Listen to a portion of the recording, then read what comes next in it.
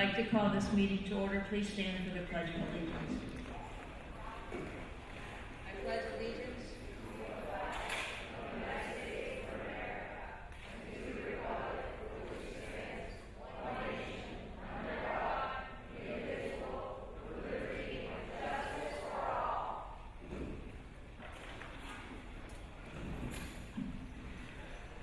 Would you please call the roll? Mrs. Dovis. Here. Mr. Christensen. Mr. Christensen, we're calling roll. Yes, I'm here. Mrs. Roll. Mr. McGregor. Here. Mr. Modrak. Here. Mr. Nagel. Here. Mrs. Turner. Mr. Spacuzza. Present. Mr. Scouser. Here. 9 present. Thank you. As you can tell, Mr. Christensen is joining us remotely. You should be able to hear him through the speakers during the meeting. This meeting was called in compliance with our board policy regarding requests for meetings. We're here to discuss and vote on one item, the health and safety plan. I'd like all the board members, when you're talking, to please turn your microphones on, and when you're not talking, please turn them off, because we want to be able to hear Mr. Christensen. Before we begin with the intent to adopt the agenda, I'd like to ask Dr. Jennison to review the plan and the conditions for quarantine by the Allegheny Department of Health. Thank you, Mrs. Dovis. We have one outstanding item. The plan has been in place that includes options for masking. However, item H was a change that we requested. It's under the title Appropriate Accommodations for Students with Disabilities with Respect to Health and Safety Policies. And so underneath that, we have a testing situation that we need to provide proper accommodations. So underneath testing, we have 5 bullets. Bullet 1 reminds students to wash their hands or utilize hand sanitizer upon arrival for testing. Only the student and the examiner may enter the testing room. Enforce social distancing recommendations when possible. Use of plexiglass shield between examiner and examinee. Use of a large room for testing with good air circulation. That is the outstanding piece that was not approved in our last meeting. So the rest of the health and safety plan is in place, and it covers, it's been up since the summer when we voted it, and it talks about accommodations. I think it's really important that we say it once again, making sure we provide appropriate hygiene, appropriate mitigations to keep kids as safe as possible, and staff as well. Water filling stations, deep cleaning daily, masks. We're going to follow the CDC, PD, and Allegheny County Health Department with regard to masking. Staff and school visitors. Clear communication of masking guidelines will be provided at the building and district level. Reminder information posting of hand washing throughout the buildings. Cleanliness and hand washing signage will be posted throughout the building. Hand sanitizer stations available throughout the buildings. And our LEAs are to review the plans at least once every 6 months whenever there are significant changes to the CDC recommendations for K-12 schools. Also, I think important pieces that we have in our plan include compliance with academic support, continued mental health services, grab-and-go meals, employees assistance program, BP cyber options, use of our learning management system. All those pieces are in place. And once again, we've talked about masks, social distancing, hand washing and respiratory etiquette, cleaning, ventilation. Our ventilation system in all 8 buildings exceeds the recommended amount of ventilation, so forth, the air quality and intake. And contact tracing and isolation will be in place in quarantine, and I'm willing to talk about that when that subject comes up. Diagnostic for screening testing, efforts to provide vaccination in our communities, and so on. So that pretty much kind of capitalize all of that for you.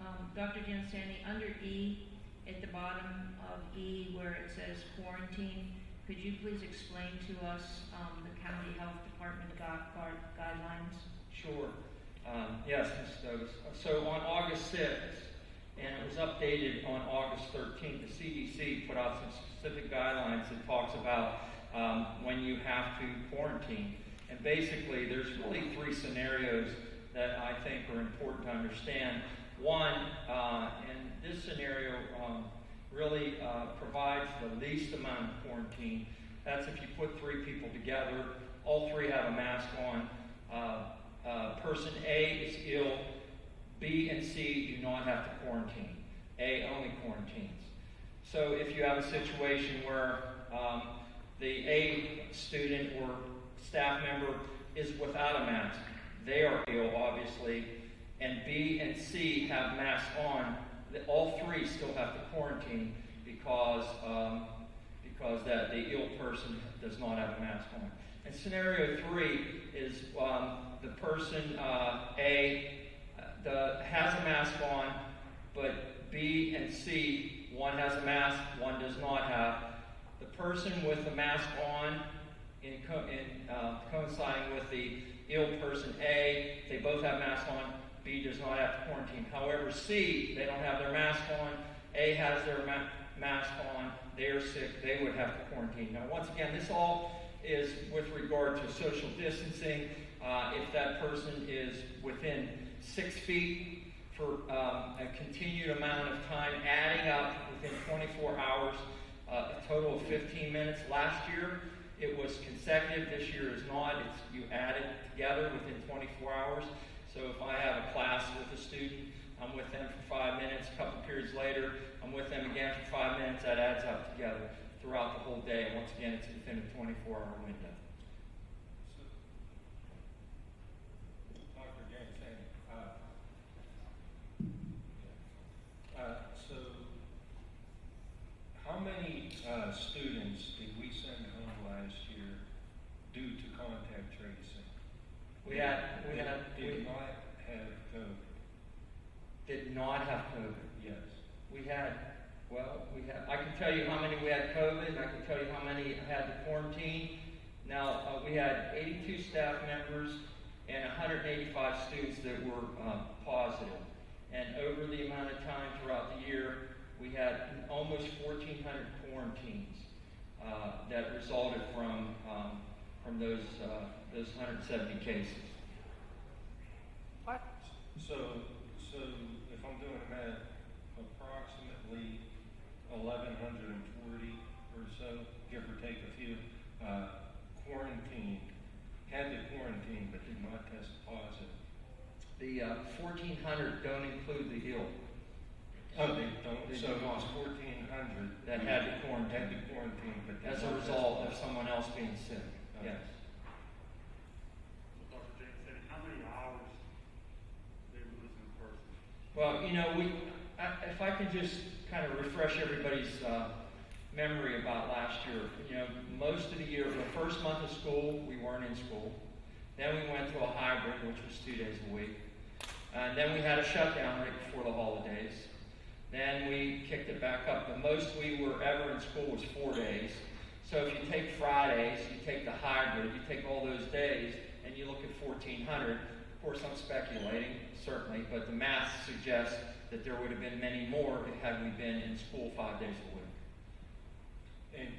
And to be clear, that was fully masked throughout the year when they were in our buildings. Everybody that was on site in the buildings, they all had a mask on.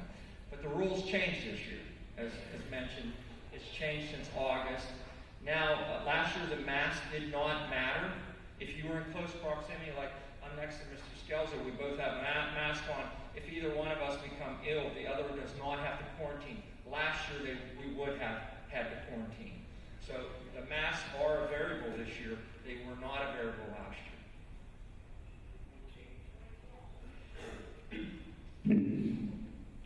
Does anyone else have any other questions of Dr. Giansanti? Okay, I'd like to then entertain a motion to adopt the agenda for business items. So moved. Moved by Mr. Nagel. I need a second. Second. Seconded by Mr. Scalzo. At this time, we're going to have public comments on agenda items. We have people who have called in. Oh, I'm sorry.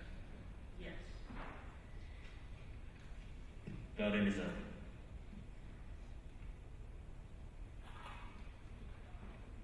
This is Barry. I vote yea to accept the agenda item.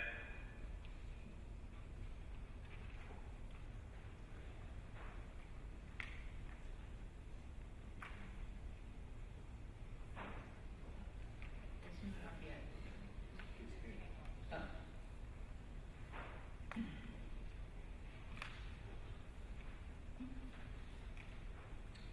Motion passes.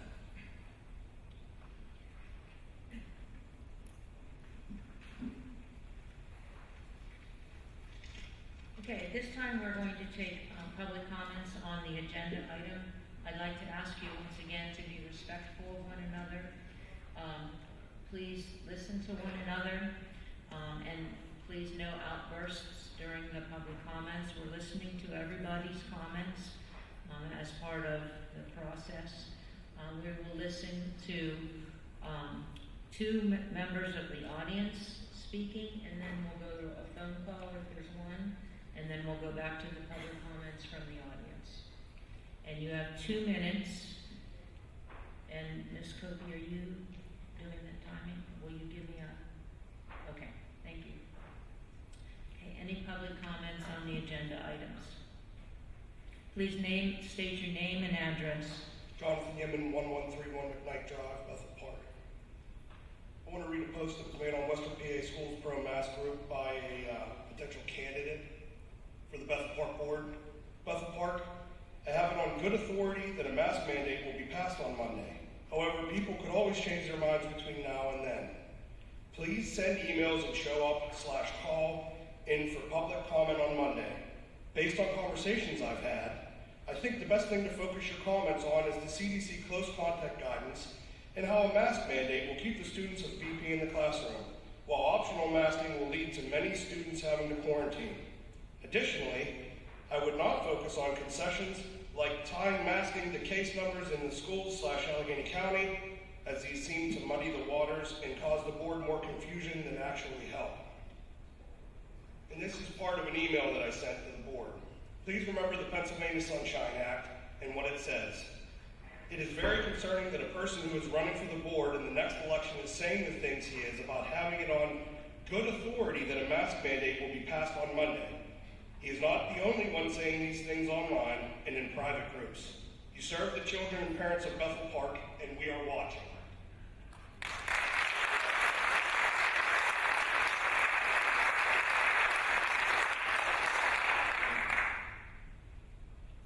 Phone call? Nobody else is looking for one. Joshua, are you there? Yep, I'm here. All right, can you please state your name, address, and you have 2 minutes. Okay, Joshua Kramer, so Arapahoe Road.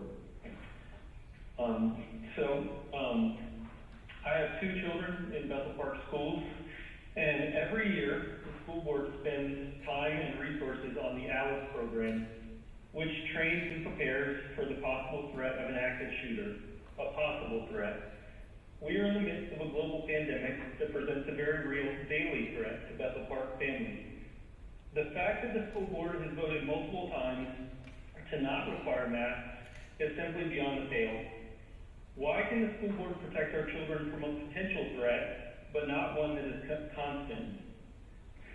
The decision to require masks should be a slam dunk, yet here we are again, discussing the same issue that should have been resolved in July.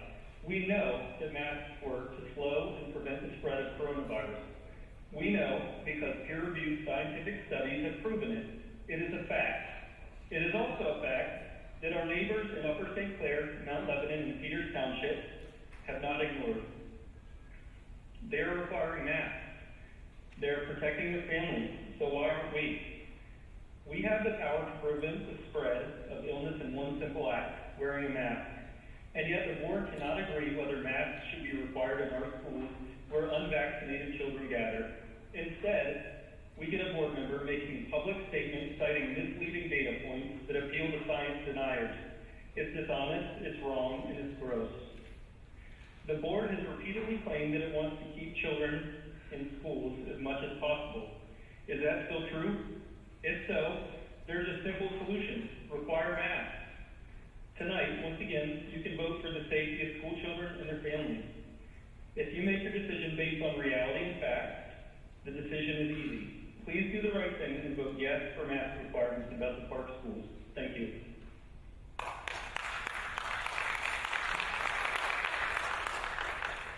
Any other name and address, please? Joe Yemen, 8019 Lawrence Drive. Regarding masks, you have heard the will of the people of Bethel Park for the last month now, and the proper outcome was reached less than 1 week ago. Mask mandates simply do not affect the spread of COVID. It's been proven time and again across the world, and if you're naive enough to believe that you need a mask, then you should probably wear two. If you assume that a mask works, then it must work in both directions. If you are going to change the quarantine guidelines strictly for K through 12 students and guidelines that aren't applicable to the general public, you're asking for trouble. This new board meeting scheduled for the day before school starts is outrageous. This is indecisive, underhanded, and disingenuous. This is exactly what we parents dealt with multiple times before and during the school year last year. Need I remind you of what transpired from December 3rd to December 6th, a mere span of 3 days with a full 180-degree reversal from in-person to remote over the span of a weekend, or the decision right before school began to go from fully in-person to fully remote within a span of 2 weeks. This is not leadership. Nothing this board votes on or declares can be believed or counted on. If you change your vote now against the will of the people, we will just come back until the will of some mysterious force is satisfied. Ask yourself this: where and how does masking end? For those who supported universal masking, it never will. They're simply too scared and can't see through that weakness. And this board is mainly just reeds swaying in the wind, unfortunately. I hope that's not the case. I am so utterly disappointed by this school district over the last year. I have 4 kids in 3 schools. I wish we could pack up tomorrow and move. And so do my children. Look what you've done to this community with your indecisiveness and lack of leadership. Sir, I hope you step up. 2 minutes. Thank you.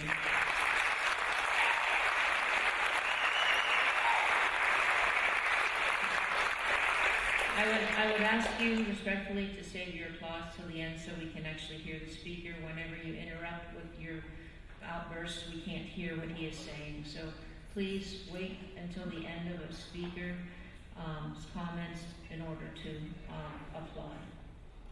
Sir. Thank you. Nathan Graff, 1060 Surrey Woods Road.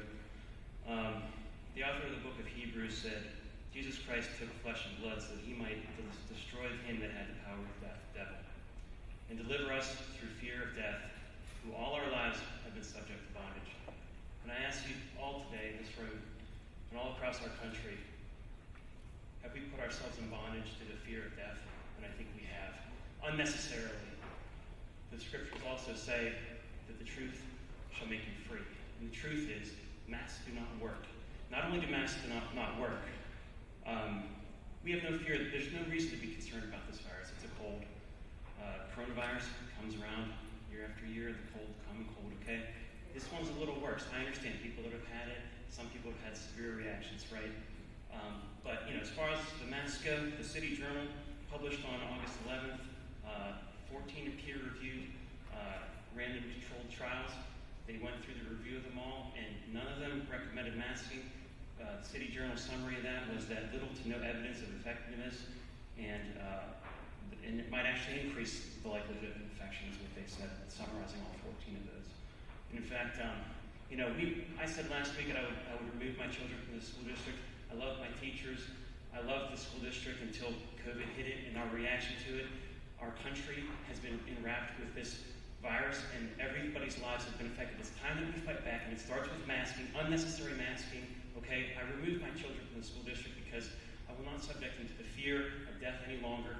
Children that survive 99.9995% of the time, okay? UK study data shows they had 481,000 people, and they had 25 children die. They probably had other issues that led to those deaths. Mr. Means mentioned at the last meeting, Johns Hopkins study, 50-some thousand children healthy, none of them died. It's time to get beyond this. Less than 1% of the people in the country die every year. Less than 1% of the people in the country have died this year as well. There's no change in death rates.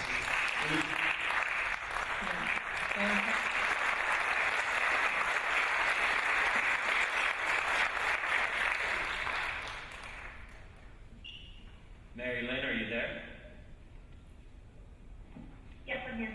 Can you state your name, address, and you have 2 minutes. Hi, my name is Mary Lynn Roth. I'm 007 Southford Drive, Central Park. As a parent of an incoming kindergartner at Bethlehem School, I urge the school board to adopt policies to maximize our opportunity for safe, in-person instruction, including universal masking.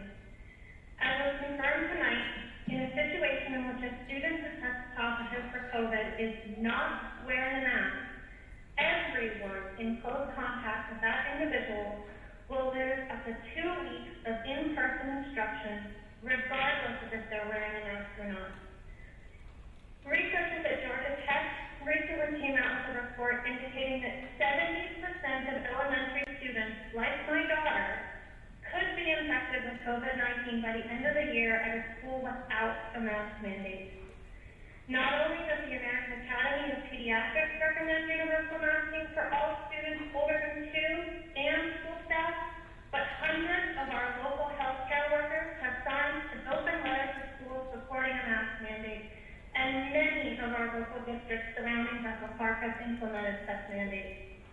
Please protect children like my daughter who aren't yet eligible for a vaccine and require all individuals in our schools to wear a mask unless they have a medical or developmental provision that would prevent its use.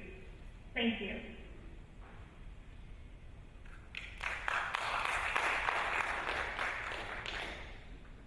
Sharon Jennison, 4314 Anna Street. I'm not here to go over everything we went over last week. We've all heard it.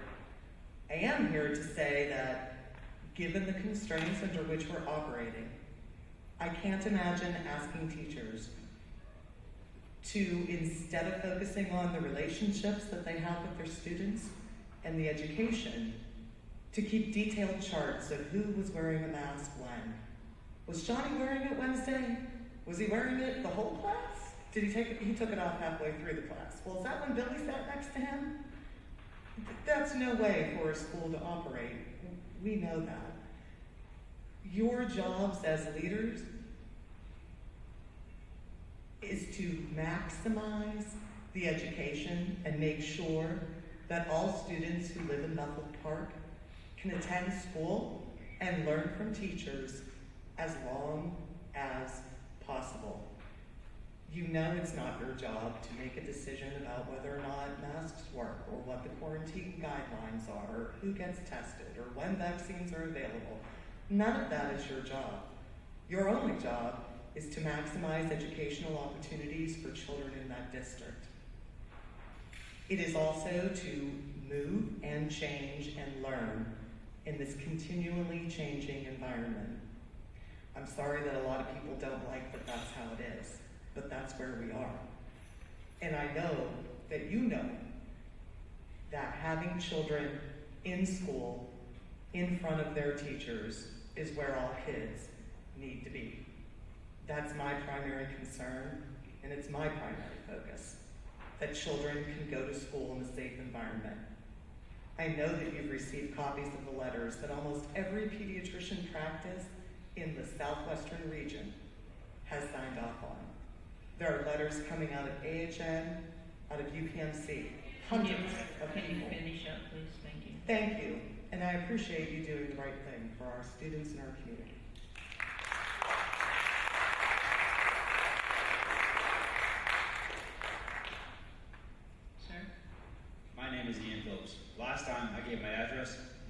received threats.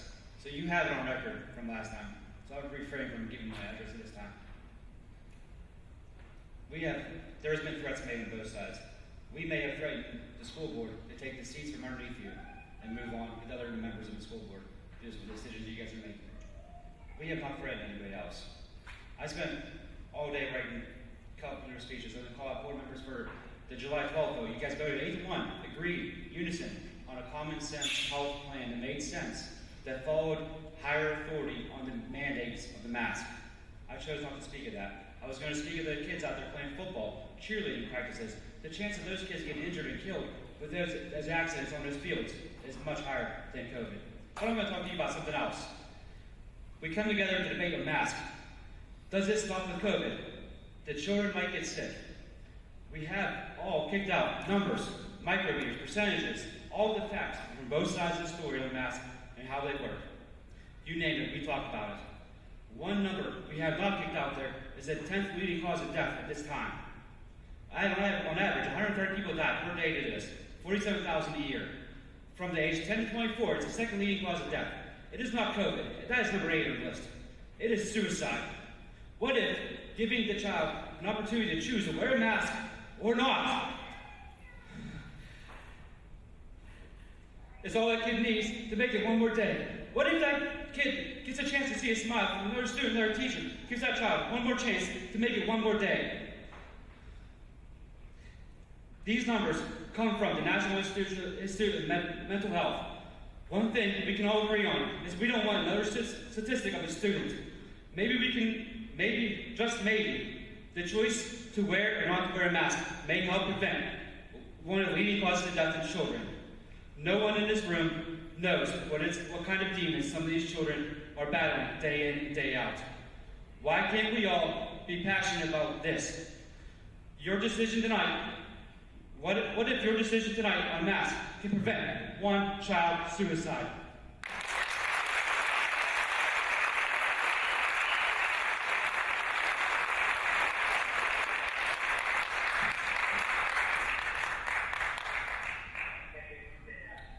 Jody, are you there? I'm here. Can you please state your name and address, and you have 2 minutes. Yes. My name is Lynn Roth, and I live at 885 Hickory Street. Thank you, members of the board, for taking my call. I have a 7-year-old son who attends Ben Franklin. I'm a registered nurse who works for UPMC as a pediatric minister. I'm calling tonight to ask you to amend your recent decision and enforce the universal mask mandate. Until he is eligible for the highest level of protection, a vaccine, it is unsafe to subject with infections for others who are not masked. The exponential exposure that each unmasked individual brings with them to school each day means that despite him wearing his own mask, he will be subjected to the virus. Your mask protects him. His mask protects you. And how do I know this information? Because 67,000 pediatricians with the American Academy of Pediatrics clearly say so. Their official statement recommends universal masking in schools. The CDC says so. The Allegheny County Health Department says so, as well as an overwhelming number of doctors in our community. You were elected to the position you have not because of your knowledge of this virus and how it's affected, because the rest of the best part hope that you will set policies and regulations that ensure our children have access to education. The medical professionals that we entrust to understanding this virus and how to stay safe have spoken. Be guided by these individuals. Ensure that all of our children can safely attend school in person. We know masks have helped mitigate the spread, and the vaccine will move us closer to normal until our children have an option for eligibility. All right, that is for 2 minutes. vaccine. Please enforce universal masking.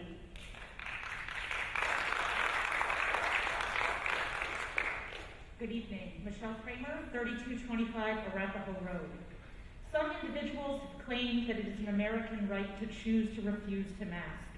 However, in our nation, people are not given the ability to opt out of using safety equipment or following laws designed to eliminate the risk of one's behavior negatively impacting others. For example, you cannot opt out of school zone speed limits. You cannot opt out of using your car's headlights at night. You cannot opt out of gun-free zones. You can't opt out of a car's smog control device. You can't opt out of FDA food safety requirements in restaurants. Asymptomatic, pre-symptomatic people without masks infect others, even when those others are wearing masks. But infected people with masks transmit fewer virus-carrying droplets. Cloth masks and surgical masks block virus particles from moving away from the asymptomatic, pre-symptomatic, or contagious person, thereby protecting those around them. Masks are safety equipment that protect other people from the risk of infection. The school district has a legal and moral obligation to prevent children from harming each other. A mask optional policy during a pandemic is essentially the same thing as letting some children opt out of not harming other children. Please follow the advice of the multitude of experts at the CDC, as well as doctors and scientists worldwide, and require masks for all people inside our school buildings. Thank you for your time.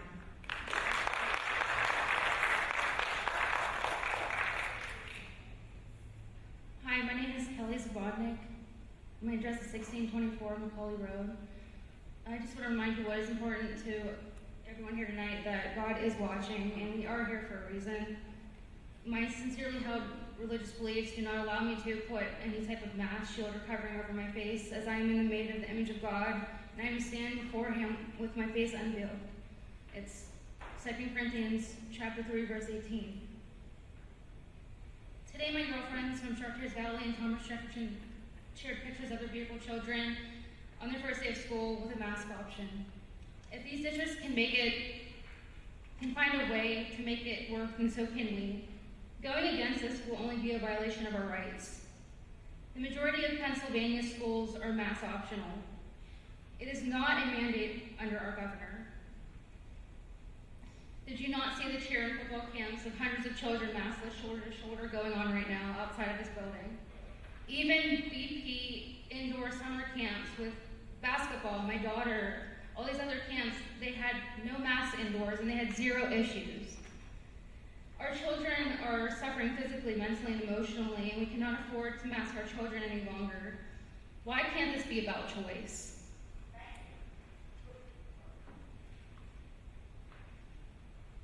That is all.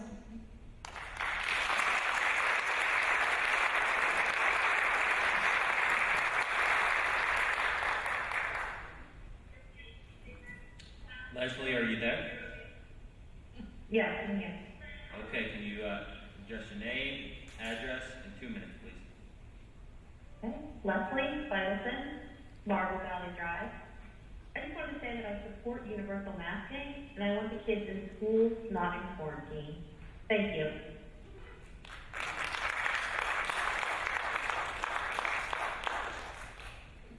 Thank you. My name is Amy Augustoni. I'm at 157 Spartan Drive. Tonight's vote isn't red or blue. It isn't for this side or that side. It isn't for your seat on the board. And it isn't for our rights as Americans. Tonight's vote is for our kids.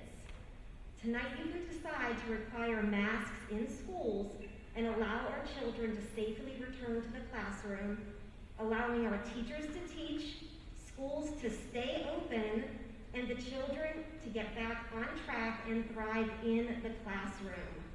Please update the health and safety plan and require masking for all of our students.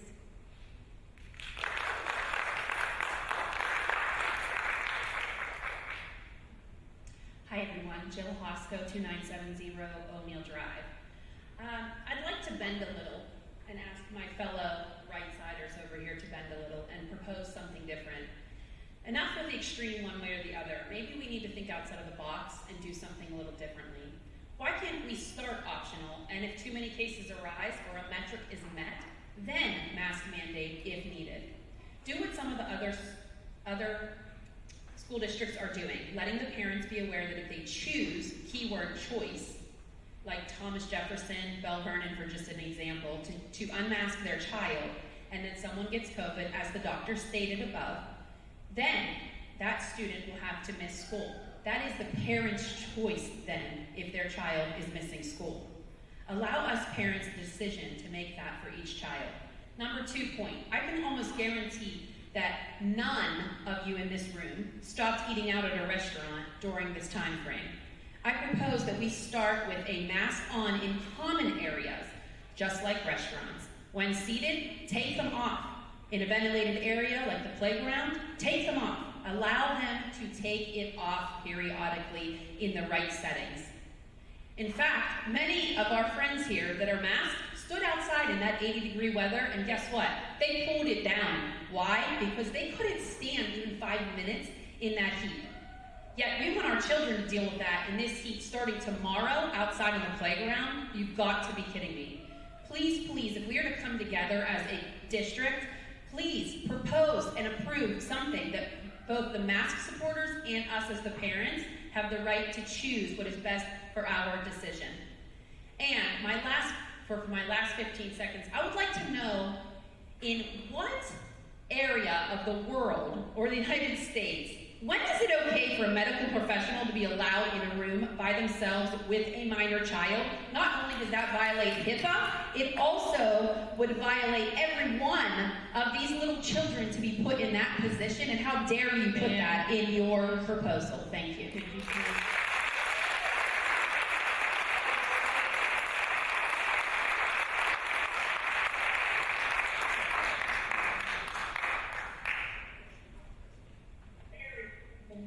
Candy, are you there?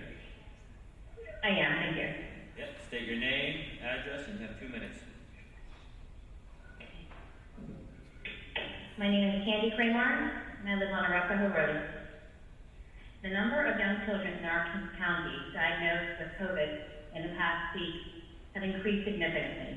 Yet, here we are, masks still optional for our young unvaccinated children at Bethel Park School District. The more contagious, more dangerous Delta variant is raging around us. Other neighboring school districts have universal masking safety policies for their schools. Yet here we are, masks optional for Bethel Park School District. We have a second grader and a kindergartner attending Bethel School District this year after virtual learning last year.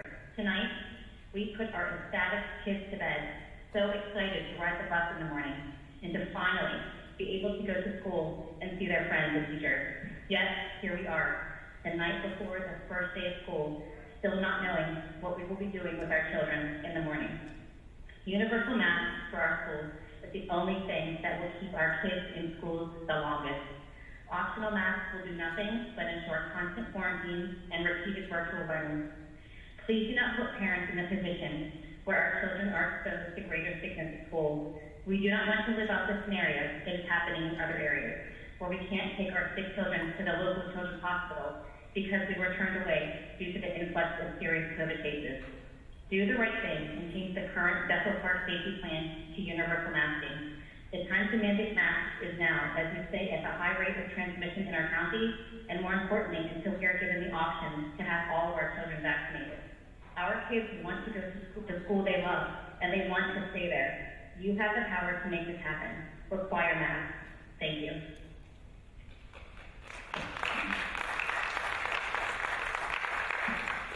Hello, Sean Brown, 644 Rolling Green Drive. During previous board meetings, arguments were made that we should not live in fear, that this is America, that people die and we need to accept it. There is some truth to that. What they didn't mention is that we do things all the time to mitigate the dangers we face.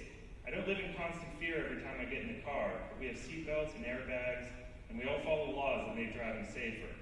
We can never remove all the risk in life, but we do what we can to minimize those risks. That is what masks do. Another speaker claimed that they could not find a single study that showed the efficacy of masks. My wife worked as a nurse in the operating room. Everyone in that room wore a mask the entire time. No one complained about it, and none of the surgeons suffered from carbon dioxide poisoning.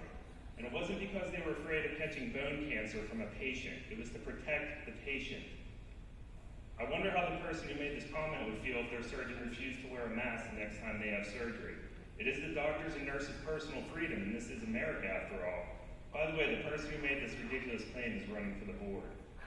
The people who oppose masking have cited the number of signatures they collected in past meetings, somewhere around 750. With over 32,000 people residing in Bethel Park, this represents less than 2.5% of the population. You are passionate, you are vocal, and you deserve to have your concerns and opinions heard, but you represent a small minority of voters. I don't live in constant fear of the virus. What I'm afraid of is living in a society where we are unwilling to endure even the smallest inconvenience to keep others safe. I also feel living in a society that is not scientifically literate enough to evaluate whether something that drops into their Facebook feed is solid, peer-reviewed science or a baseless conspiracy theory. We should be using this time to discuss curriculum and actual education issues, the things that will actually help our kids succeed in an increasingly competitive global economy. But instead, we have spent hours debating whether or not we should wear masks. And although I hope that I'm proven wrong, when the school year devolves into a hot mess of rolling closures and 14-day quarantines, the very group of people who have refused to act like adults... Please finish up. Last sentence. The very same group of people who have refused to act like adults and make small sacrifices to slow the spread of the virus will be the same group of people lined up at the next board meeting with their pitchforks whining about it.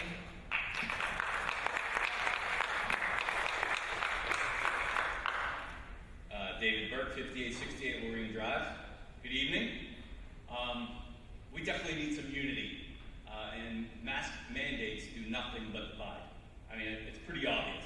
And I'm disappointed that we're here again talking about this, but parental choice is the only solution. I have 3 kids in 2 different schools. We were all on board last year, wore the masks every day, played along with the mandates and the closings, and we're not doing it again this year. Each of my kids had their worst reporting year ever. The stress and sleepless nights it caused were far too many. Enough is enough. If you want to mask up, it's your right. It's my right too to not mask up, and also for my children to not mask up, if I see that's fit for them.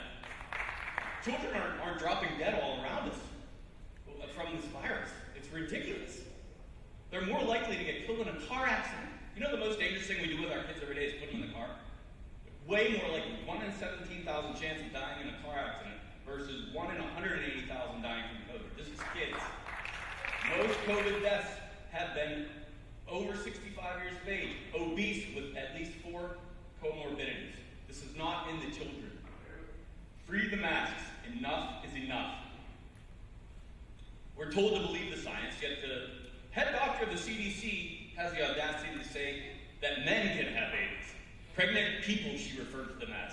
That's a disgrace to moms everywhere. I'm not taking advice from somebody like that. I'm sorry. Science is science. The only solutions that are being shoved down our throats are to mask up and to get vaccinated. And highly qualified physicians are being censored if they suggest a preventative approach to fighting viruses. It's ridiculous. We are allowing politics to ruin our children's access to quality public education. It is time we the people be united and stand up against this tyranny. Kids need to be kids. Do not teach them to live in fear. As parents, we need to encourage our children to live in love and strength. Please the path we choose now is critical. Thank you.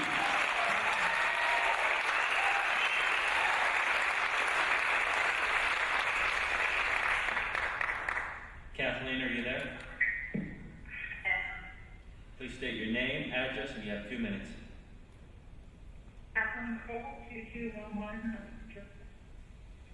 I think about suicide. I've read over the past 17 months in multiple local groups the hypothesis that suicide increases crime and masturbation. We're having a little trouble understanding you.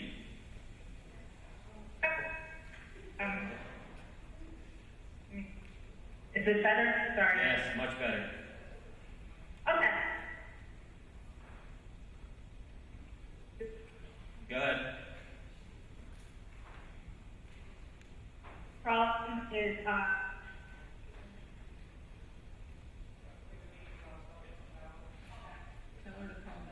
Yeah, if you could call back in, you're dropping in and out. Sorry.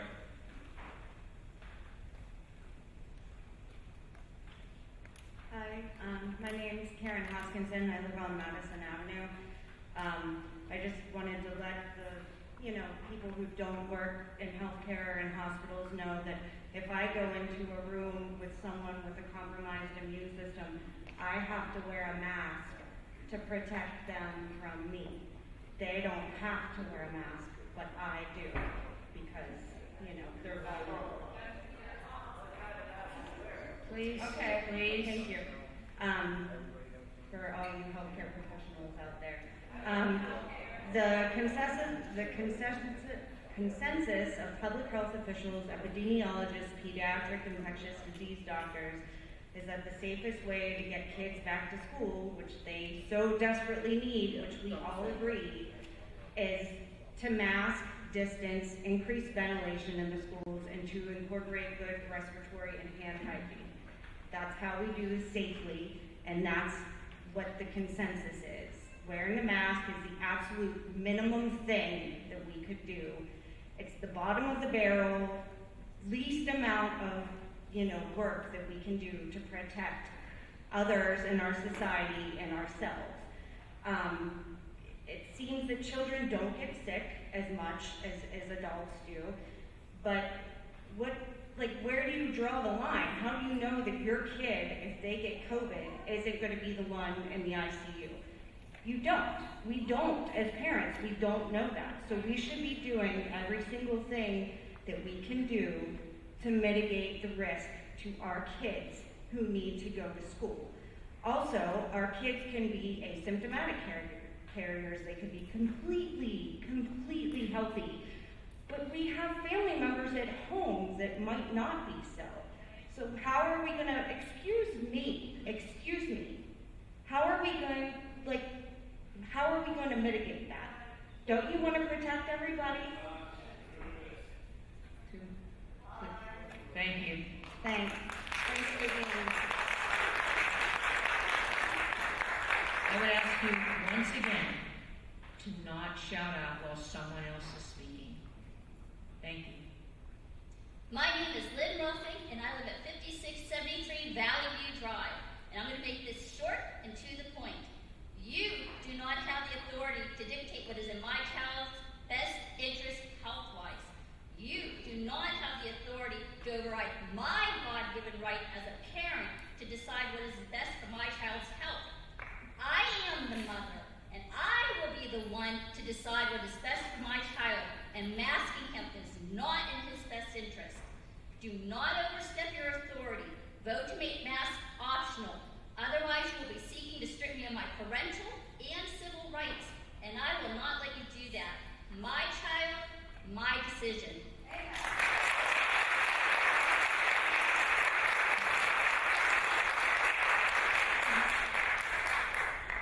Jesse, are you there? Yes, I'm here. Okay, can you state your name, address, and you have 2 minutes. Kathy Grisbeck, Milford Drive. I'm a senior professional staff nurse in the medical ICU at UPMC. Can you please state your name and address? I did. Kathy Grisbeck, 2763 Milford. For the past year and a half, I've been taking care of some of the most critically ill COVID patients. At this point, my coworkers and I have lost track of how many people's hands we've had to hold as they took their last breath. It is true that children generally do not have had as severe outcomes as adults. However, with the emergence of the Delta variant, we can see that outcomes for children are no longer mild, with hospitals themselves running out of medication, beds, and oxygen. In Pittsburgh, adults have the privilege of choosing between several large medical centers, which has largely prevented us from becoming overwhelmed with COVID patients. However, kids in Western PA only have access to children's hospitals.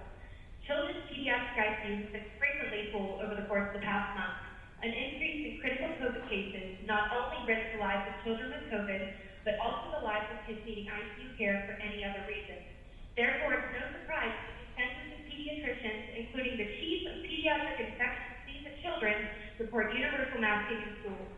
Masks have been consistently proven to decrease community spread of COVID. It is for this reason that every major medical center in the United States requires universal masking for all providers, patients, and visitors, regardless of vaccination status.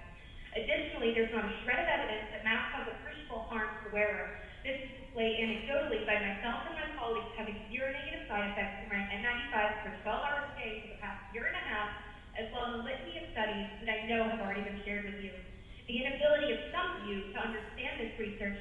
reduce its validity. I completely understand why this is such a difficult decision for some of you to make. On one hand, you have people telling you that you're committing child abuse, violating the Nuremberg Code, and living socialism in the United States. On the other hand, you have people citing the American Academy of Pediatrics, the CDC, leading virologists and epidemiologists, You have 2 minutes if you can finish up. I don't know how you could possibly decide. Thank you.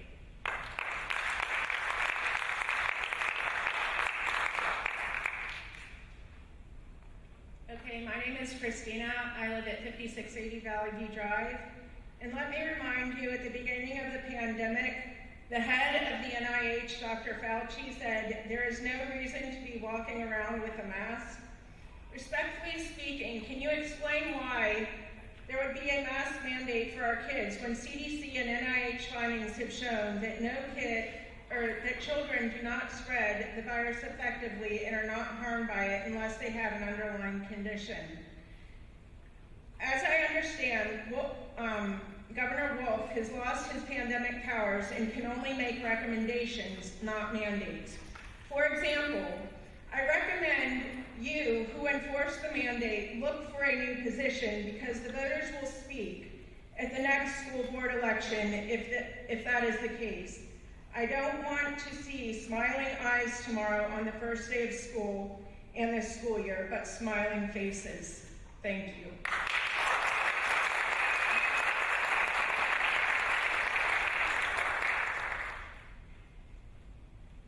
Sir? My name is Chris Counter. I live at 3202 Eastview Road.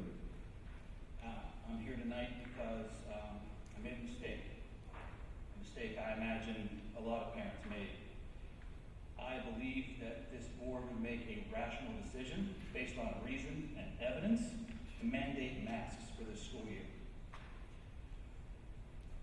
That belief was a mistake. Some of you on the board seem to believe that you represent the parents of this district. You do not. You represent the best interest of the children of this district. And the best interest of the children of this district is unequivocally, undeniably, and indisputably mandating masks until such a time as vaccines are available for all school age groups. Should this board fail again, then you will deserve all of the legal, moral, and ethical ramifications that come with that failure. Mandate the masks.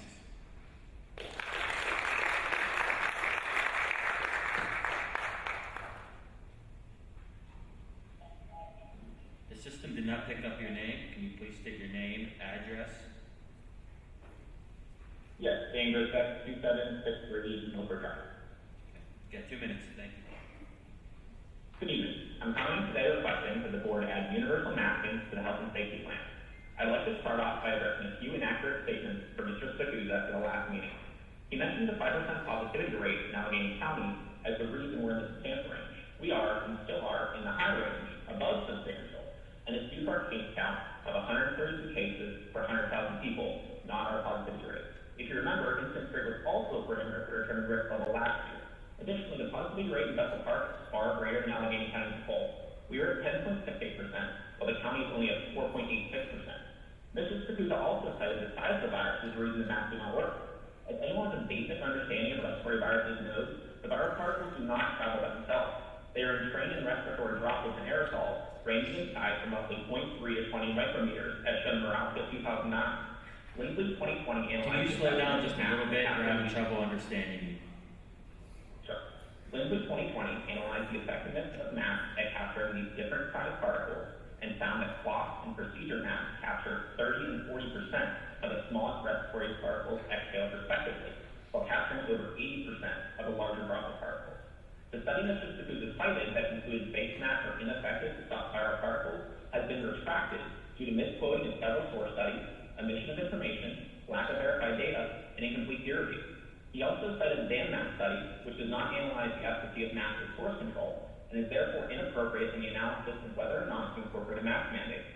Having an appointed public official spewing misinformation is extremely irresponsible and only serves to exacerbate the harms of this pandemic. In order to ensure that this does not happen again, I sent you all 10 studies on Thursday, including summaries, that clearly show masks are effective at reducing the spread of COVID. Considering none of you responded, I can only hope you took the time to read the email to ensure that you are actually making decisions based on those up-to-date, accurate. You're at 2 minutes if you can finish up. I'm not finished.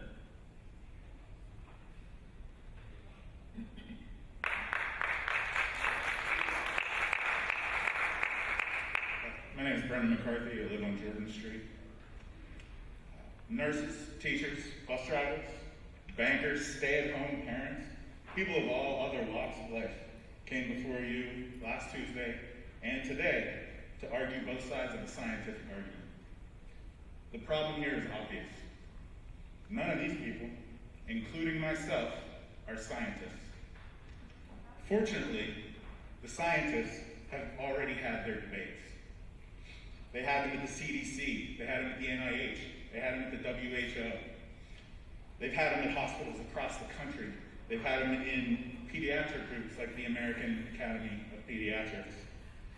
The scientists have made public the results of this debate, and the scientists have decided that masks work at preventing the spread of COVID. Now, you can agree or disagree with the scientists all you want. But the fact remains that the quarantine procedures created by the county are built off of the results of this debate. Because of that, I fail to see how this school board thinks that mask optional is even a legitimate option.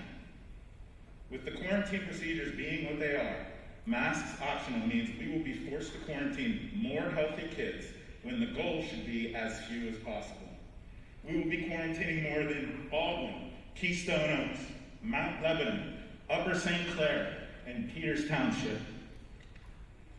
And with the asynchronous backup model, we will have a lot more kids learning from packets instead of from their teachers.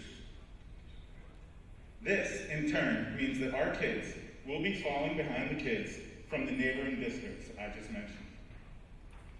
I think everyone here can agree we need to be doing everything we can to keep healthy kids in class. The problem is, there isn't an objective person in this room that can look at the mask optional... Sir, will you finish up, please? One more sentence. That can look at the mask optional plan and claim that it achieves that. Maybe today, you can try and show that you care about the quality of their education. Thank you.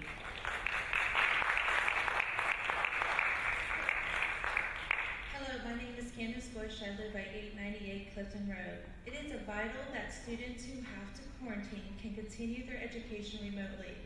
My family does not go on vacation during the school year because I know how important it is for them to be in the classroom and how hard it is to catch up because I am a teacher. If students are told to quarantine, they will be missing 2 weeks of education. How are you going to accommodate students with IEPs? With the CDC guidelines constantly changing, as I said, I'm a teacher, I saw it constantly changing last year. How are you going to know at one point they're going to say, it doesn't matter if you're wearing a mask, that if you're in so much distance around each other, you have to quarantine. It can change. It changed multiple times last year. As a parent and teacher, I would continue to ask for masks to be optional. When reading the packaging on a mask, I wonder how effective they could be when it states not for medical use. These are cloth masks. They were made only because of this pandemic, because we need a mask to wear. They are not made for medical use. If a school wants masks to be worn for true protection, then N95 should be provided for all staff and all students at all times. And what are you going to do during lunchtime when students are taking off their masks to eat? Are you going to have to quarantine students who are eating, who have their masks down? You really have to think about this.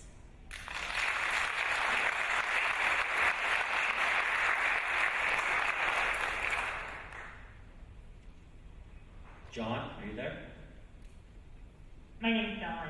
John, I'm sorry, it came up, John. Yeah, can you name your address? And you have 2 minutes.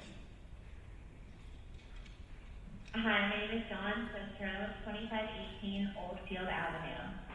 I keep hearing everyone talking about our kids who are not eligible for the vaccine. but no one even mentioned our kids 12 and over who are fully vaccinated.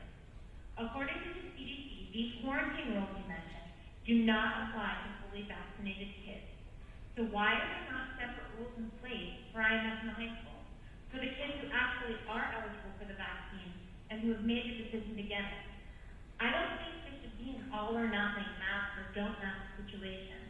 I think there are many different variables here and many proposals that could be made. So I ask the board members to consider all of the variables and come up with a new proposal that considers the vaccinated kids, considers the specific instances that our unvaccinated are in, such as out on the playground or in the classroom. They could take them off and only wear them in the hallway where there are congested areas. I don't think we have done our best for our kids with the proposal you have before you today. I think we can do better. Thank you.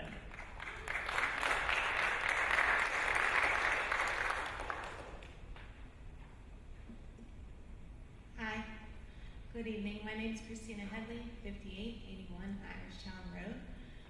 I would just like to ask, I know that you had stated that there were 82 staff members and 185 students, so that's 267 total for our district that tested positive, and 1,400 had to quarantine. Do we know how many out of that quarantine as close contacts tested positive?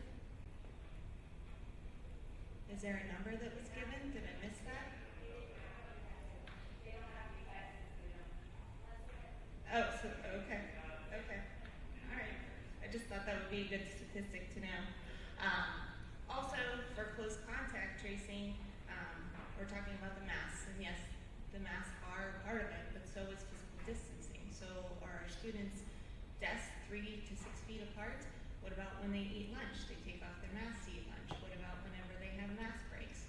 If it would be to mandate the masks, if the policy would be changed, what about when the kids go outside and play? They're outside, so would they be able to take off their mask? How about for phys ed? Because I know for my daughter played soccer. In the fall, she didn't have to wear any mask. In spring, she did. In one practice, she went through 8 masks. They were dripping wet with sweat. So during physical activity, it's just not healthy. I appreciate your time, and I hope you continue to keep them optional.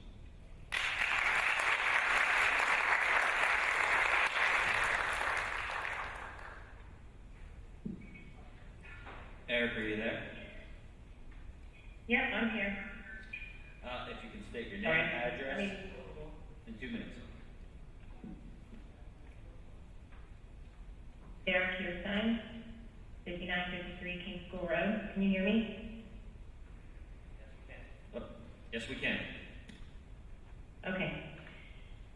I support parental choice for all health matters. A quick recap of the last 2 months of this district. An email was sent on July 9th stating that masks were required in district facilities. I'm given information that the email was sent in error. There was, quote, a miscommunication in the central office. 2 days later, another email was sent.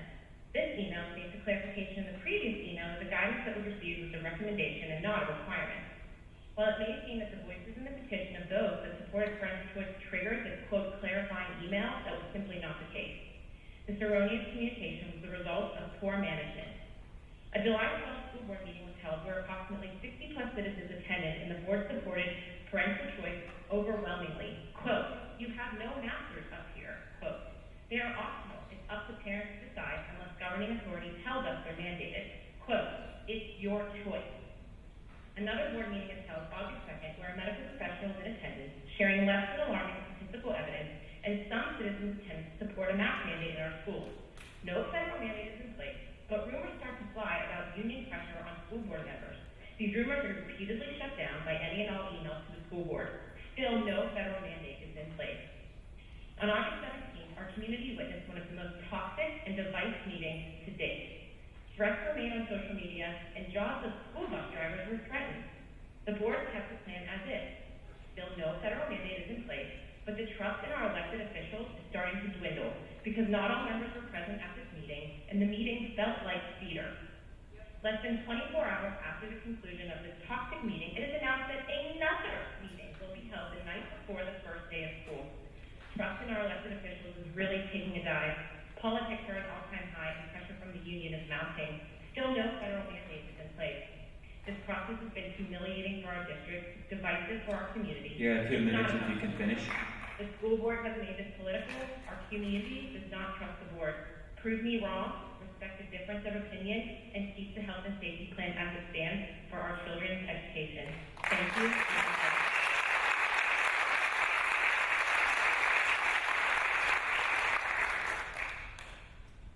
Matthew Urian, 5520 King School Road. I don't normally like to do this, but I'm just going to share my credentials a little bit. So I have a degree in horticultural science, but with a degree in biology with it.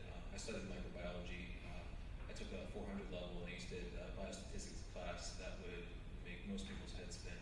My sister holds a master's in nursing. My wife holds a master's in nursing. I've spoken directly with doctors, and I don't share this to make it sound like what I say is going to be right. I share this because I feel like, though we may be a little rowdy over here sometimes, we're treated like we're stupid. We're treated like we can't know what we're talking about. Just the yep over there kind of confirms that. And I hope you can see how divisive everything has been. We're teaching our children to look at other children as if they're disease vectors, as if they're nothing more than a bag of flesh walking around just waiting to pounce on them with disease. And what future does this bring for us? What future does this bring for us as a community, as a country? There is no consensus on the masking. I've read the studies too. We have a lot of poor studies out there. We have some good studies out there. I'm a little disconcerted that we don't have too many controlled studies where we're controlling for the variables. Most of it's observational data. And I just want to say that in the vacuum that is a lack of understanding, a vacuum that's in a lack of clarity, I think defaulting towards our roots of individual freedom and parental choice and loving one another, even if we choose differently, whether to mask or unmask, I think those are the important things this country is built upon. And I think those are the things we should default to in a time of uncertainty. Thank you.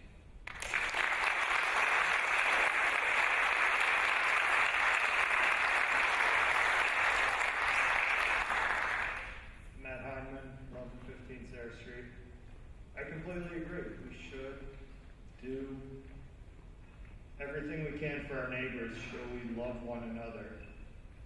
Personal choice is great, but you're making your choice for your child, which then dictates another child or multiple children have to go home. That's not personal choice, and that's not loving one another. I heard a lot about Fauci's comment. Funny thing about science is we don't always get it right, but we fix it. We learn. We change our mind. That's the one thing the other side of this auditorium doesn't seem to do. Fauci later stated he was concerned about the availability of PPE for healthcare workers at the time. He also noted that when he said that, it was early in the pandemic before health experts fully understood how contagious the disease was and how it spread. But he changed his mind because he learned. We can't just take a static soundbite and say, hey, that fits what I want. That's it. No more learning. This is a public school. I heard a lot of religious comments. That's fine. That's fine for you as your personal choice. But that doesn't dictate for the community. And by the way, the religious schools have mask mandates. They do. Please. And although you were made in God's image, don't want to cover Hold on a second. I noticed you showed up in clothes today. Madam President, if speakers are interrupted in the future, could we please have them removed? We need to maintain decorum and respect everybody's point of view. Thank you.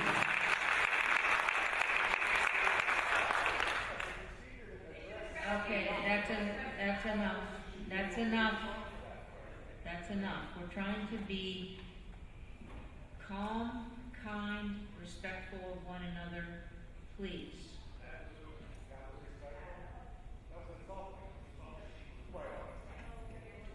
Amanda, are you there? Hello? Amanda? Yes, I'm sorry. Okay, can you state your name, address, and you have 2 minutes. It's Amanda Augoni, 643 Galloway Drive. Thank you, school board, for taking the time to listen to my statements tonight. No matter the decision, there will be an upset group of people. Our primary responsibility, though, as parents and board members, is to ensure that not just my child or your child is safe, but that all students are kept as safe as possible and get a quality education. We need to be doing everything that we can to protect our kids, and for that reason alone, I ask you to mandate masks in our schools. This is not about community politics. It's not about making employees happy, nor is it about choosing sides in a popularity contest that has no real winner. We should not be putting this decision ultimately in the hands of adolescents. They're kids, and to ask a child to ultimately make a game-time decision about their own health, as well as everyone else they come in contact with, is ridiculous. Ask yourself, how many children will be getting sick before we have more disruptions in schooling? How many children will be bullied for making this decision to mask, or for that matter, not to mask?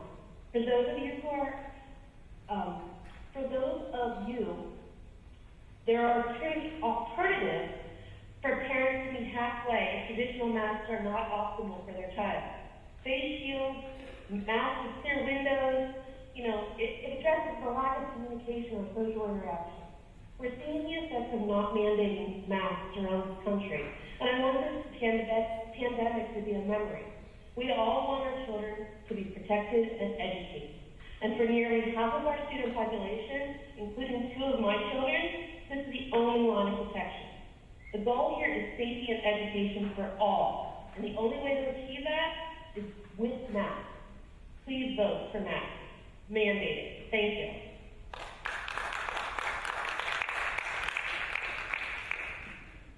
I would like to remind everybody, please, these comments are to be directed to us. Hi, my name is Joel Corbel. I'm on Boxer Drive in Metro Park. I don't generally speak, but I would like to speak today and keep this very simple. This is still a virus. This virus did become very political. I have you who's sitting here with your mask under your nose. The mandate would be that the children would need to wear a mask properly, which states it needs to cover your nose, cover your chin, be against your face. The true mask to protect you from this virus is an N95, not our cloth masks, not our disposable medical masks. There's no true protection to the children there. Our children are out today, they do play. The bullying, I believe, will come more from parents than the children, as I watch many groups of children who choose. There's half of a group that won't have a mask on. There's children in that group who are wearing a mask because that's their choice. They're not being bullied. They're still going out with their friends, and they're coming together, masked or unmasked, how they feel safe. Education is number 1 for our children, but it needs to be a parent's choice at the end of the day. We keep talking about vaccination. There is no government mandate for a mask, and the recommendation is stated that whether you have been vaccinated or you're unvaccinated, it is recommended to be masked today. The variants change. It's a virus. The flu virus still kills just as many people. The people dying are having underlying conditions, as the virus isn't treated. If you take your child to the pediatrician with a virus, they tell you to go home, push fluids, and rest. Let the virus run its course. This is the same thing. Children who are being treated, adults who are being treated, it's the underlying conditions that are being treated, that are being pushed over the edge by the virus because their immunity is lower, and that the virus is then exuberating the other issues that have been with the patient. That's all. I hope you keep the mask optional and respect the parents' choice for the classroom this year. Thank you.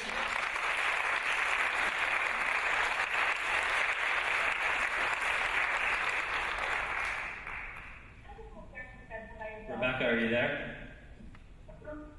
Yes, I am. Okay. State your name, address, and you have 2 minutes. Sure. My name is Rebecca Kellner, 3202 Eastview Road, and you are going to hear my children in the background because I am trying to give them an excited bedtime before school.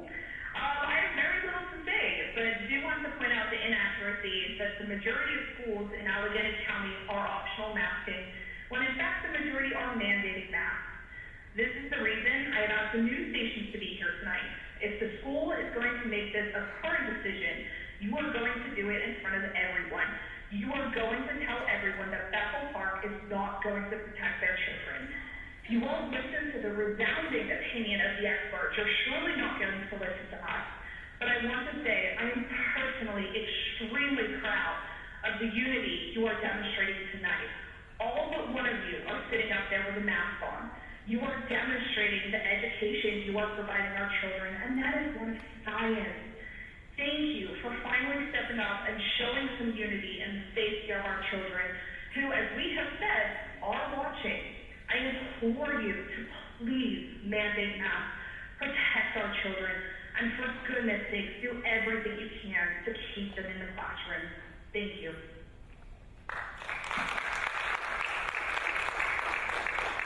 Diana Anzini, 3286 Thornwood.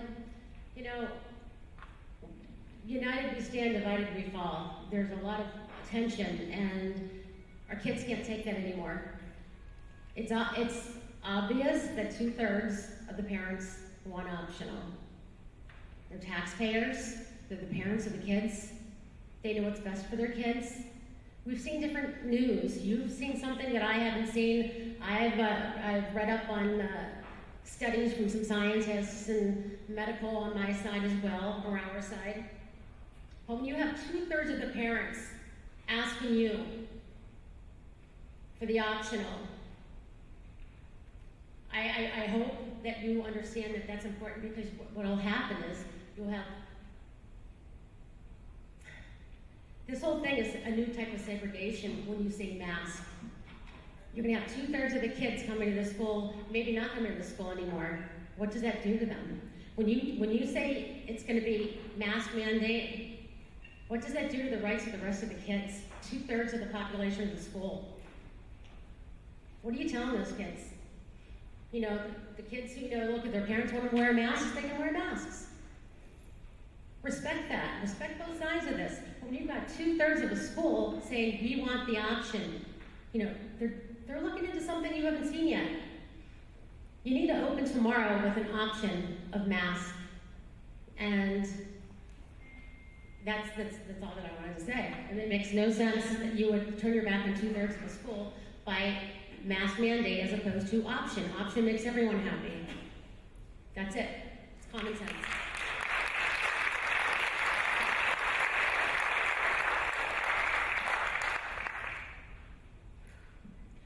Isaac, are you there?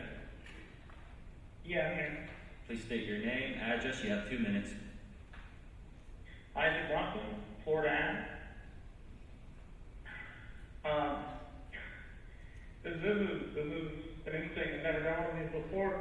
It's pretty silly to watch.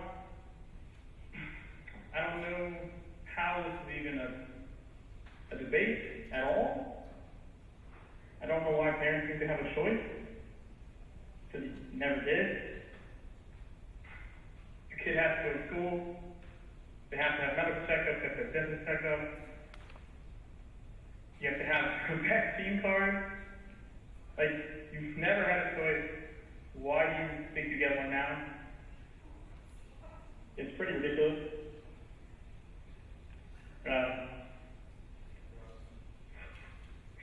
It doesn't, there's no, just because you're a parent doesn't mean you know what's good for your child.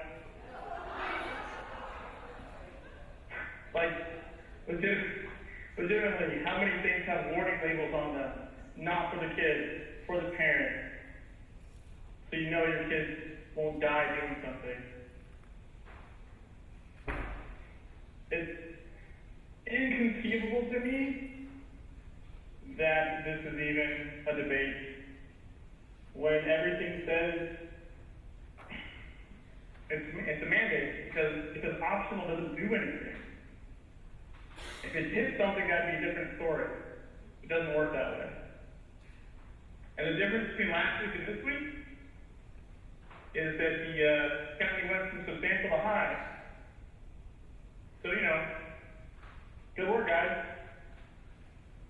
That's it for me.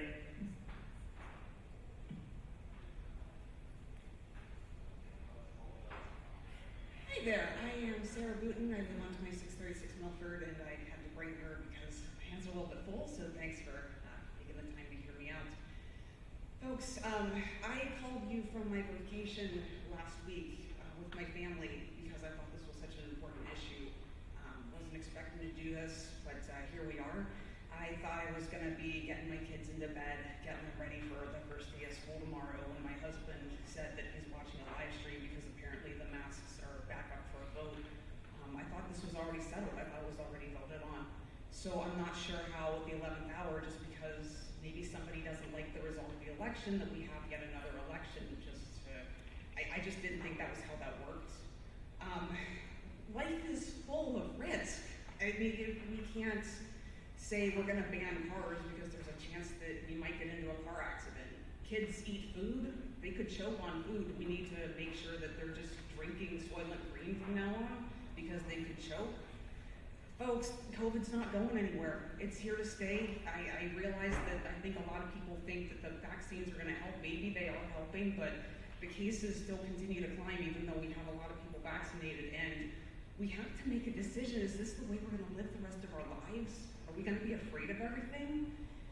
I can't continue to let my kids be masked. I didn't keep them in school last year because I thought that it was far more detrimental for them to be wearing a mask that they're breathing into all day.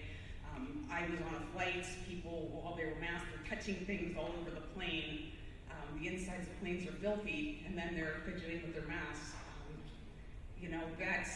If you're really worried about spread, maybe worry a little bit more about cleaning things and telling kids to wash their hands.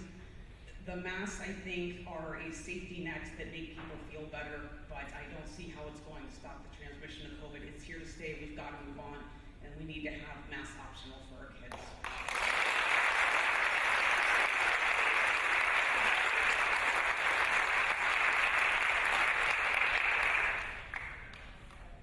Christy, are you there? Yes. State your name, address, you have 2 minutes.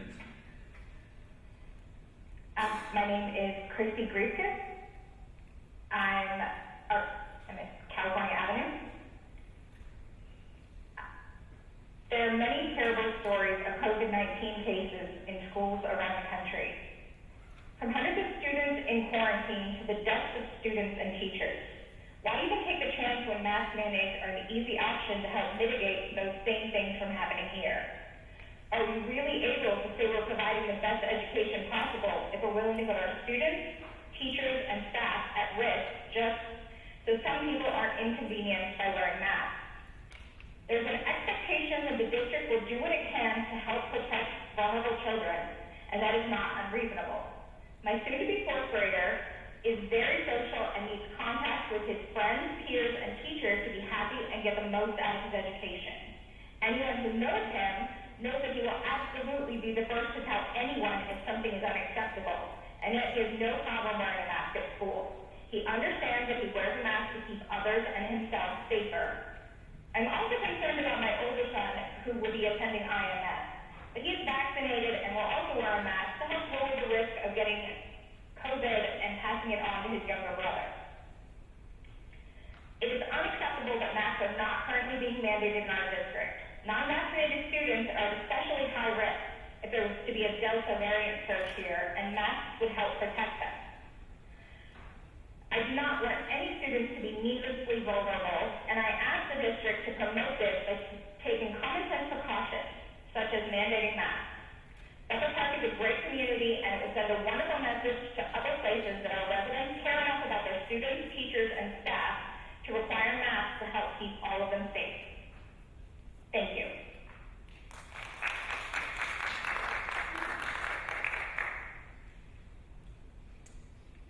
Amanda Woden, Brookside Boulevard. I think what everyone misses is it doesn't matter if you wear a mask or you don't wear a mask, you will shut this school down for cases. It's going to happen. You did it to us last year, just like you're doing to us this year. Last minute, 9th hour, no warning. Where was this meeting even published that it was supposed to happen? Aren't you supposed to do that? published meetings. If your vote couldn't stand on a 4 of 4, then you shouldn't have held the meeting. It shouldn't have taken place last week. These people shouldn't have to go through this over and over and over. Last year we mask mandated. We still got the 9 o'clock phone call. We still got the, you're not going to school for a week. Oh, honey, you were supposed to have pictures tomorrow? Sorry, your school shut down for who knows. Don't tell me that if I mask, they don't mask, she masks, he masks, we're going to stay in school because we're not. Your union's going to somehow come in and say, we can't do this. You teachers got to do this, the kids got to do that. We're going to be jumping through hoops all over again for nothing. Don't put your faith in a mask. Don't put your faith in a no mask. We're not going to be in school.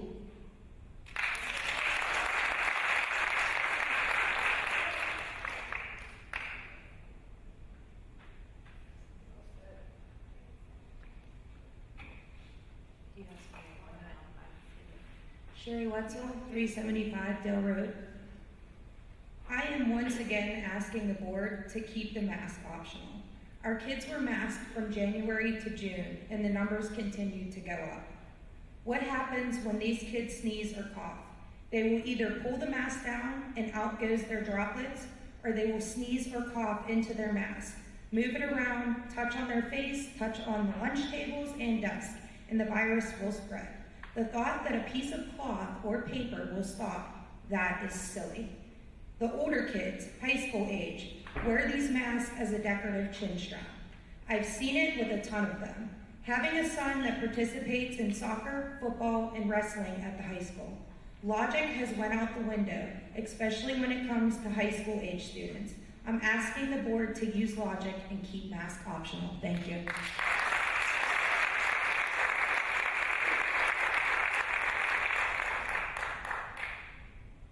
Jolene, are you there? Yes. State your name, address, you have 2 minutes. Hi, Julian Bowles, 3237 Coastgate Drive. You've heard from all of us for hours, and I think that most of you already know that masks are our best bet to keeping our kids in school this year, just like Upper St. Clair, South Fayette, Peters. So I actually just want to point out that this is super temporary. Pfizer authorized the vaccine, full authorization, just yesterday. Vaccines are going to be here really, really soon for all of the ages of the students in our schools, and that's when parents really will have a choice. But for now, I support universal masking. I also just want to say that I hope in general we're keeping the precautions from last year, particularly in the lunchroom. It seems like that may be one of the riskier environments this year. And finally, just a little concerned about what students are going to do on days when they are sick or if they get quarantined. I just want to make sure we have a really robust learning option for anyone who needs to stay home for any reason, especially our kids who are just learning to read. So thank you all for your service. Thank you very much.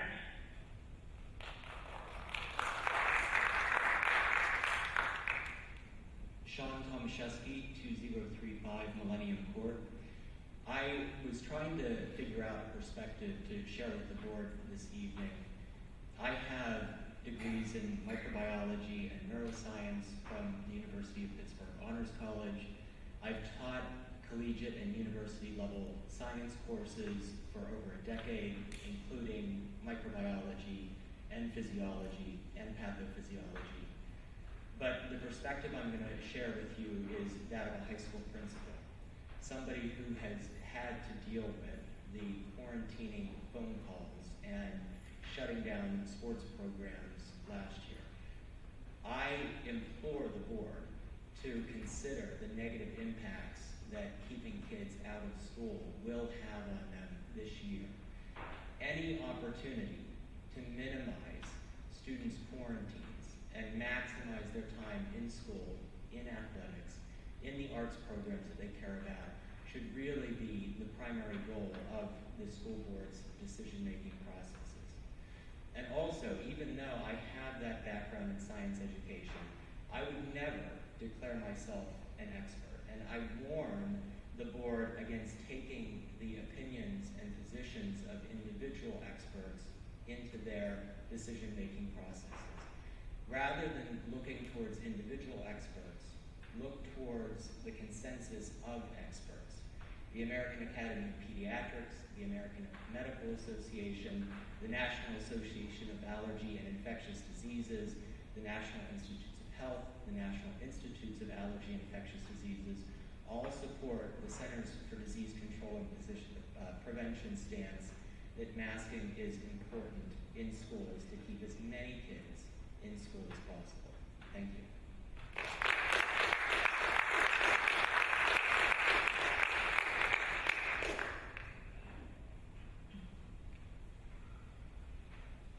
My name's Matt Bonnerty, and I live at 862 Hershire Drive. I'm no expert, but this lady is, and I just want you to hear what she has to say.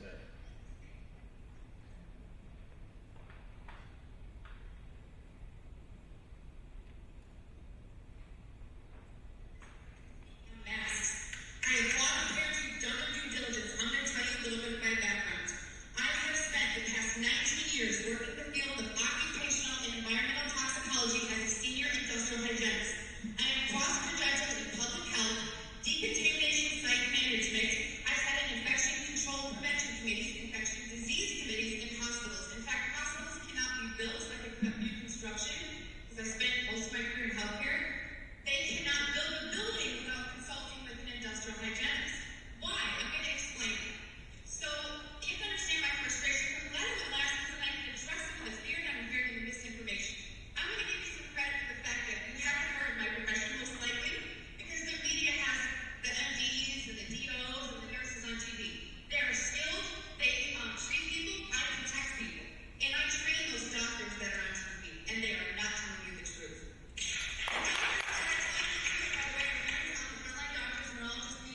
Once I worked with another country here this weekend at an event, and we were trying to let all the superintendents know, all the staff. I understand you've been led wrong. This is not political for me. I'm a military veteran. I spent 9 years in the Air Force working in bioenvironmental engineering. Those burn pits you heard of, we air sample them. 9/11, we air sample them. Tell me why now, during every previous pandemic, my profession has been involved with air sampling and doing risk mitigation, selecting the controls. Why were we ignored during COVID? That's right. This is not about the health and safety. That's not my opinion, that is fact. Because the fact is, every single mask that someone has on this room has 0% efficacy. The reason I know that is because I am a court-credentialed expert. I have been on health court cases in the past year, and I won every single one. 2 minutes. That's all I wanted to say.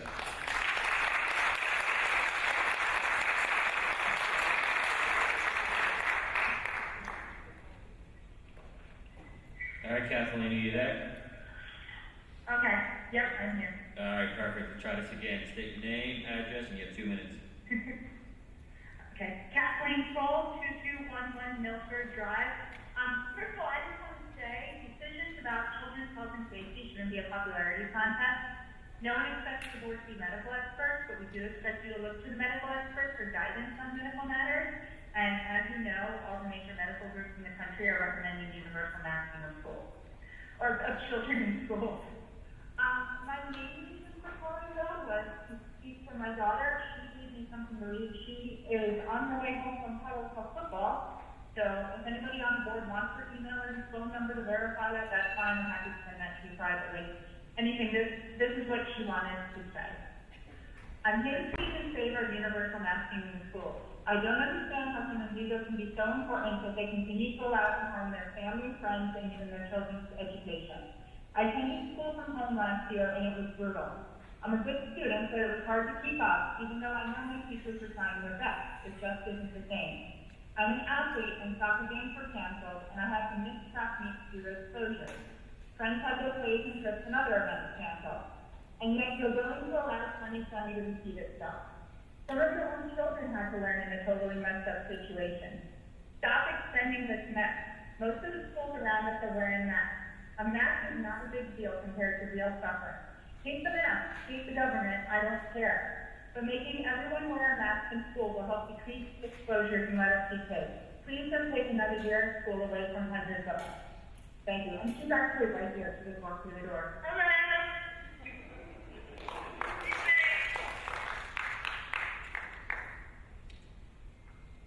Are there any more fun comments? Yeah. Okay, so this time then the comments are over. No, I said we got a couple. Yeah, we got quite a few. Oh, there are two more? Quite a few. Oh, I thought you said there are no more. I'm sorry. That's okay. Go ahead. Lisa Slowinski, 1612 McCully Road. I am saddened by what I see on a regular basis in my community, around the state, and around the country. The division, everything is hurtful. But I come before you again tonight to remind you that as public servants, you took an oath of office to uphold the Constitution and Bill of Rights, the supreme law of the land, our God-given rights to life, liberty, and the pursuit of happiness. Our rights do not end where fear begins. Our rights are not suspended during a pandemic. No school board has the legal authority to coerce compliance for children to wear a medical device that could have negative physical, psychological, developmental, emotional, and social consequences. If you're going to act in this capacity, you're required to obtain informed consent. Informed consent means that you're required to provide the benefits and risks of said medical intervention. This consent must not be obtained under coercion with no punishments or rewards as a result. Where is the right to decline? We have a right to make our own medical decisions. We choose what we put in or on our bodies. 1,400 kids were quarantined last year that never got sick. That's a lot of kids. No school board has the right to quarantine a healthy child, let alone just unvaccinated or unmasked children. That is blatant discrimination. Please be advised that you cannot cite your legal authority for forcing medical interventions upon your patrons without a medical license, insurance, or training, and without the consent of the patient. You may be liable for one or more of a series of torts, including, but not limited to, assault, trespass, civil rights violations, violations of the Patient Bill of Rights, Ma'am, can you finish up, violations please? of OSHA safety regulations, and the adverse health consequences resulting from the conduct. Thank you. We, the people of Belton Park, are Please prepared to finish serve up. lawful notification, follow the vote this evening. Ma'am, Please do what please is right finish and up. uphold the laws.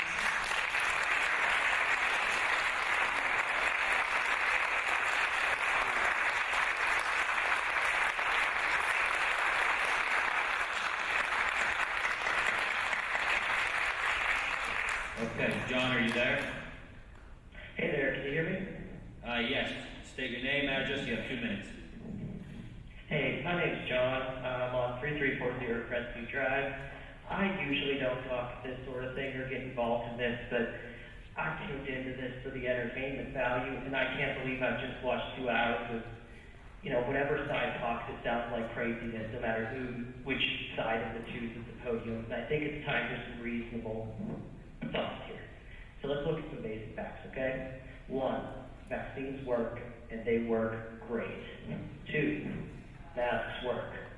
But 3, and this is why I suggest you make masks at least optional in some settings, we have to stop this at some point. We can't keep living in this reality forever. I think a reasonable point to stop this is where perhaps everyone in this particular school has the opportunity to get vaccinated. Now, with the 12-year age requirement to be vaccinated currently, that lines up really well with IMS in the high school. Pretty much everywhere there can be vaccinated. And looking at Neil Armstrong in the elementary schools, they can. So maybe masks should be required in, say, Neil Armstrong or the elementary schools. But I find it ludicrous asking students, many of whom I know chose particularly to get vaccinated so they wouldn't have to wear a mask in school, to have to wear one in the high school where everyone is either vaccinated or has had the opportunity to be and chose not to. That's ridiculous, and that shouldn't be the case. Thank you. I urge you to at least amend the current resolution or to vote no.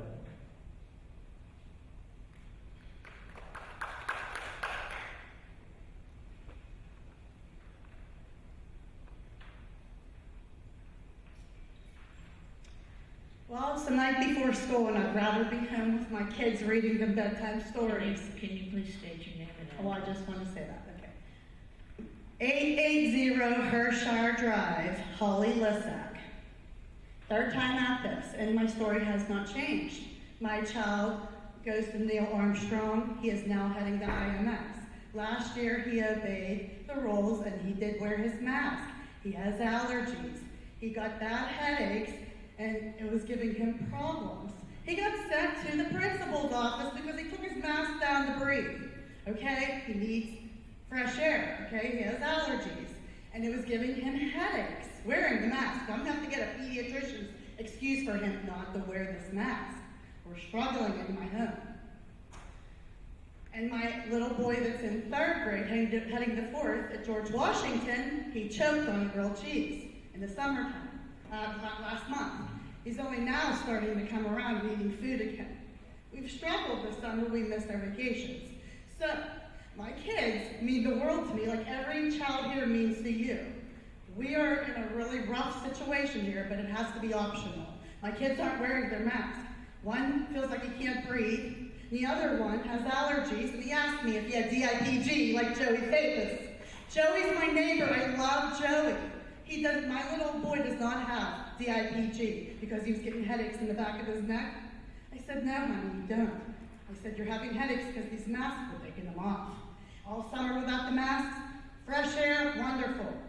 Indoors, fresh air, wonderful. No headaches, we're good. So masks should be optional, up to each parent. What's best for their child, because they know best, they live with their child. Okay? And there were parties in Bethel Park all summer long with all these kids. I've seen lots of parties on Facebook. Oh yeah, a lot of parties, a lot of parents without masks. Interesting. Popsicles on the playground yesterday at George Washington. Okay? And of course it's outdoors, right? But they're congregating. All kids are congregating. They do that. And it's fun. And it's the thing to do, right? Let this be optional. Please. Let's stop this madness. Let's thank China for what they've done, okay? Please finish I'm done. I'm done. Okay.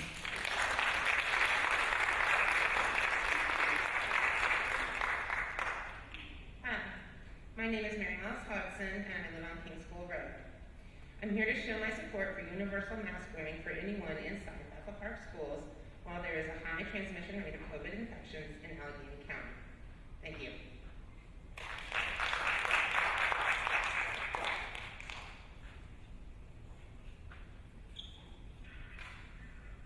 James, are you there? James? Hello? James? Yes. Can you state your name and your address, and you have 2 minutes. Yes, my name is James Hill. I live at 2019 Millennium Court. And the reason for the call in is between this meeting and the last meeting, there seems to be a lot of things that are based on what if. What if this happens? What if that happens?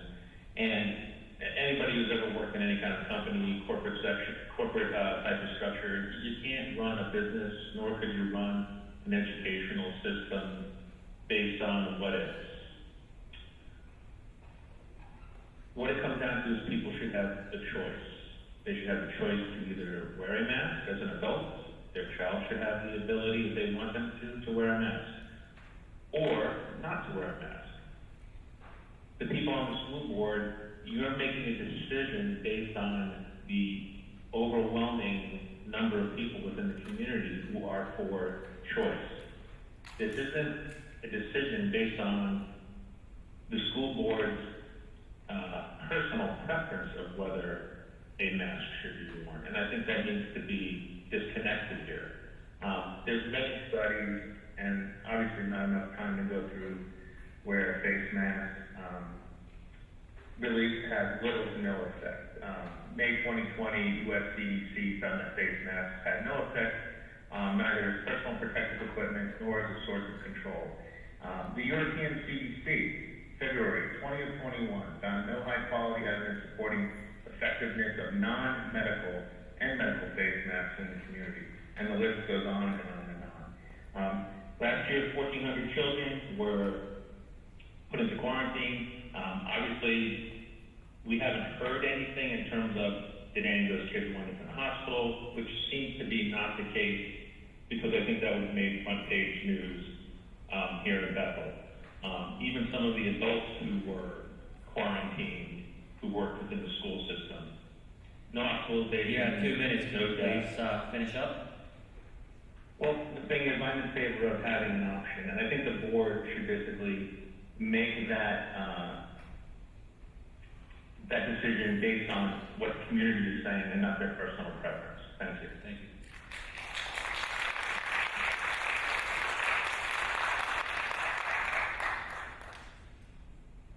Brian Moscow, O'Neill Drive. So as you guys get close to making your vote here, I guess I'm curious what the motivation is for each of you as you make the vote. You know, is it because you think the masks work? You understand we're not dealing with little surgeons here with N95s, if you understand the behavior on how to keep the mask clean and that sort of thing. Some of these kids have had the same sock on their face since April, okay? Like, these parents get canonized for, you know, they just do everything they can to help slow the spread, right? These kids don't have the behavior to treat the masks as they should. The masks are filthy, they're disgusting, it's a joke, they don't work, and you, all sitting up there buttoned up with your masks on, this is all for show. All of it. Is your motivation the quarantine rules? I do think it's worth the explanation to us parents how the quarantine rules are set up. We should be aware and understand that if there is an increased chance of missed school, if you aren't wearing a mask due to the quarantine rules and how they're structured, it's a valid point. But who should make that decision to weigh the effect of the mask on one hand for the kid versus missing school potentially? You think it's you that should make that decision, not me. Or is the motivation a big CYA effort where you're afraid to get sued if somebody gets sick, so you feel personally safer as a board member not daring to go against the mainstream talking points and just falling in line with everybody wearing a mask, right? So I'd have to ask you, has anybody ever thought of being sued the other way? I mean, not allowing the parent to be responsible for taking full responsibility, voluntarily taking full responsibility for the decision and not allowing us to make the decision. If one of these people here wants to wear a mask or 3 masks or 5 masks or show up here with a plastic bag over their head, I don't care, right? It doesn't matter to me at all. They can make their decision and I can make my decision, right? And I just have to ask you, what makes you all so arrogant to think that it's your decision? It's not your decision. Like, that's it. It's not your decision.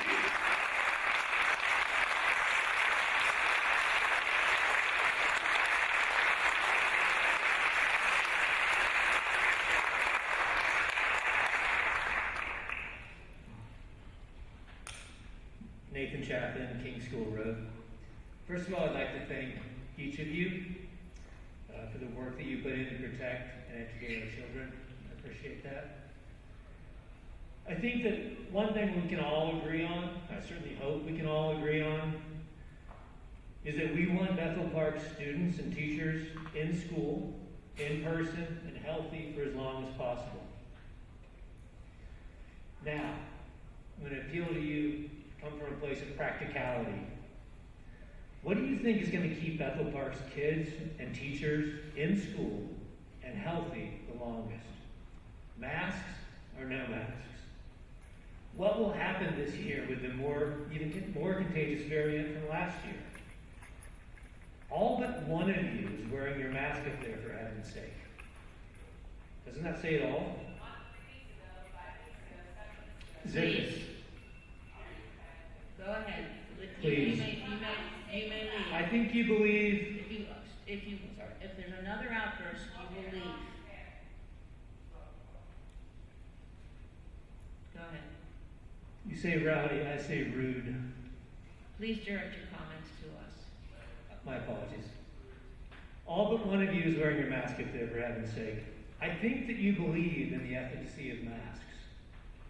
I'm here asking you to impose a mask mandate to help keep our students and teachers in school, in person, and healthy. Thank you.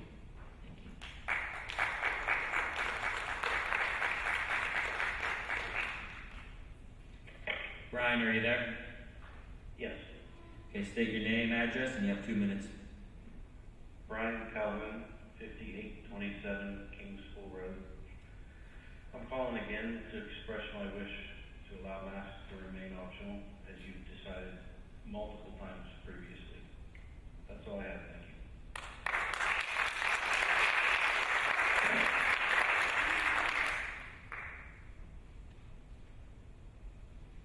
Hi, my name is Amy Wagaman, Hillard Road, Bethel Park. I am a registered nurse. I have my master's degree. I have a background in critical care and infectious diseases. I just think, along with the other side, we want what's best for our children. We want them to remain in school. I question where the flu has gone, why everything is being labeled COVID, and I have seen that as a nurse. We have no flu coming in. We're talking about cases, and they're based on faulty PCR testing, running 30, 35, 40 cycles. A case does not mean it's an active infection, and I think what we're questioning too is what is the end game? As the mom before me said, COVID isn't going away, the flu doesn't go away. We don't act like this for the flu. We're just asking to have a choice. If people want to mask, we can respect their choice, they can do it. A lot of this just doesn't make any sense to me, especially as a medical professional. So I just, want to put that out there and just ask and say, you guys can't keep up with the CDC guidance that's coming out. We can't. It's enough to make your head spin. They come out with something new all the time. And a lot of these studies, why are we not looking at where the funding is coming from for these studies? Why are we not looking at top donors like Pfizer for the American Pediatric Association? We need to be discerning, we need to have wisdom, we need to have choice. So, thank you, Mr. Spikuza. Up there without a mask. Thank you.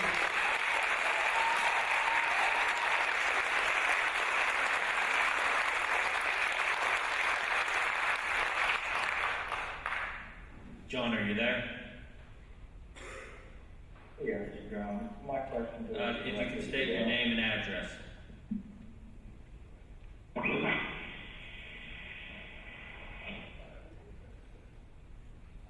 Hello? Okay.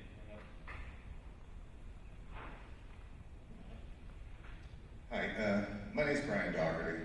I'm in Greenwald Road.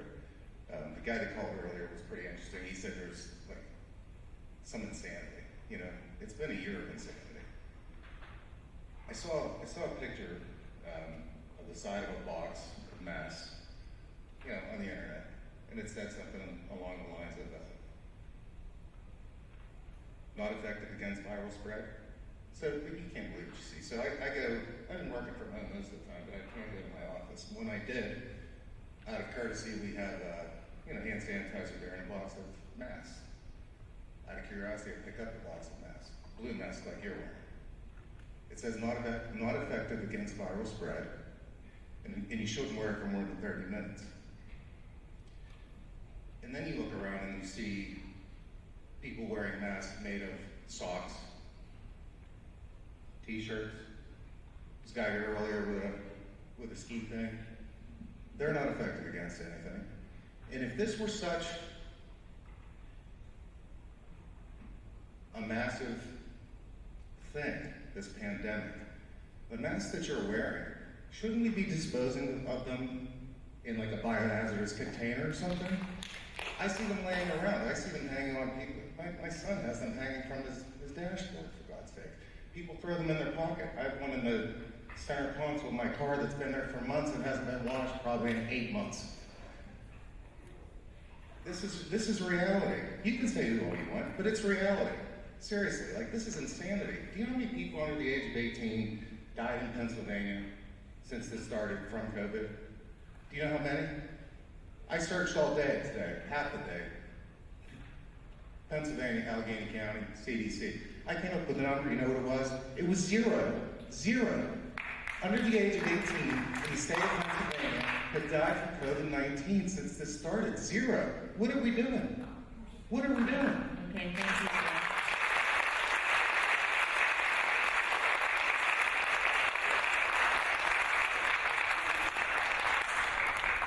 Rose, are you there? Yes, I am. You can state your name, address, and you have 2 minutes. Okay. My name is Rose Rockford, 1236 Applewood Drive, Bethel Park.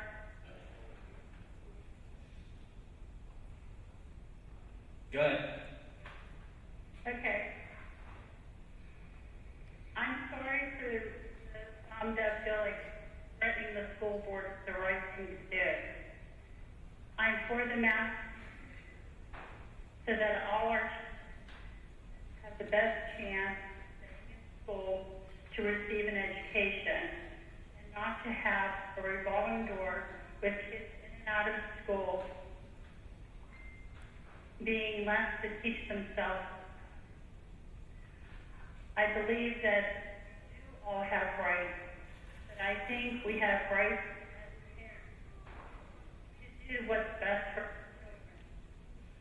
Why would you want to expose your child to COVID when you don't know what this virus can do to a child years down the road? We have no evidence of that yet. I believe that we have a responsibility to keep our children safe from this COVID variant, Delta variant, until we can get a better handle on that and get more kids vaccinated and get vaccinated at younger ages. I do not want the vaccine or the COVID virus in my home. I have 4 small children that are able to be vaccinated, and I think the mask mandate at this time is the best way to go. Thank you for your time.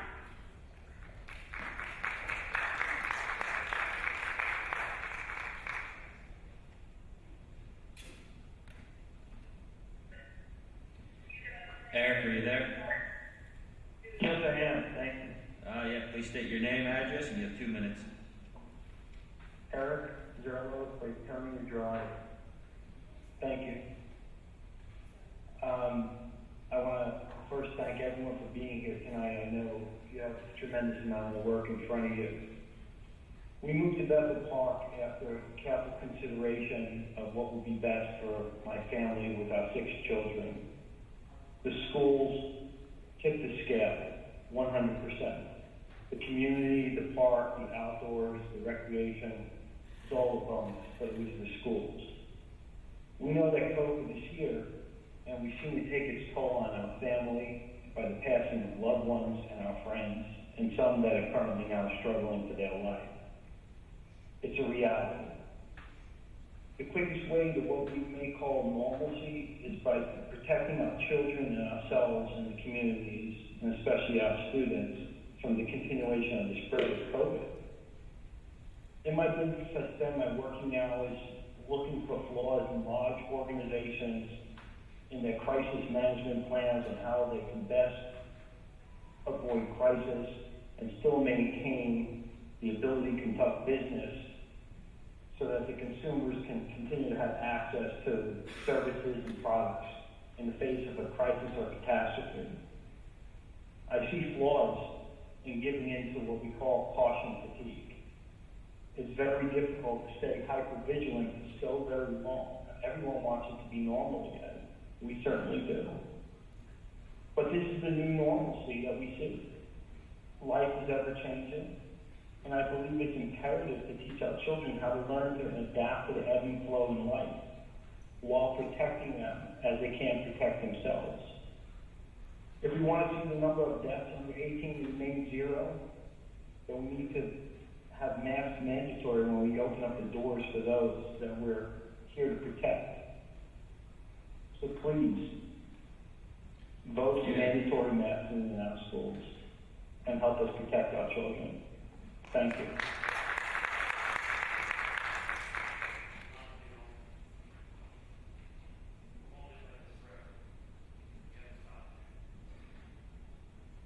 Are you there? The system did not pick up your name. Nick Walsh? All right, if you can state your name, address, you have 2 minutes. Yes, sure. Nick Walsh, 588 Bryan Drive. Good evening. I don't want to be an adversary to anybody. I respect everyone's views on their kids. Everyone wants to think for our kids, just like all of us. I have some different talking points prepared, but most of it has been said. Overall, most concerned talking about the psychological and development impact of kids more than I am on the COVID impact of kids.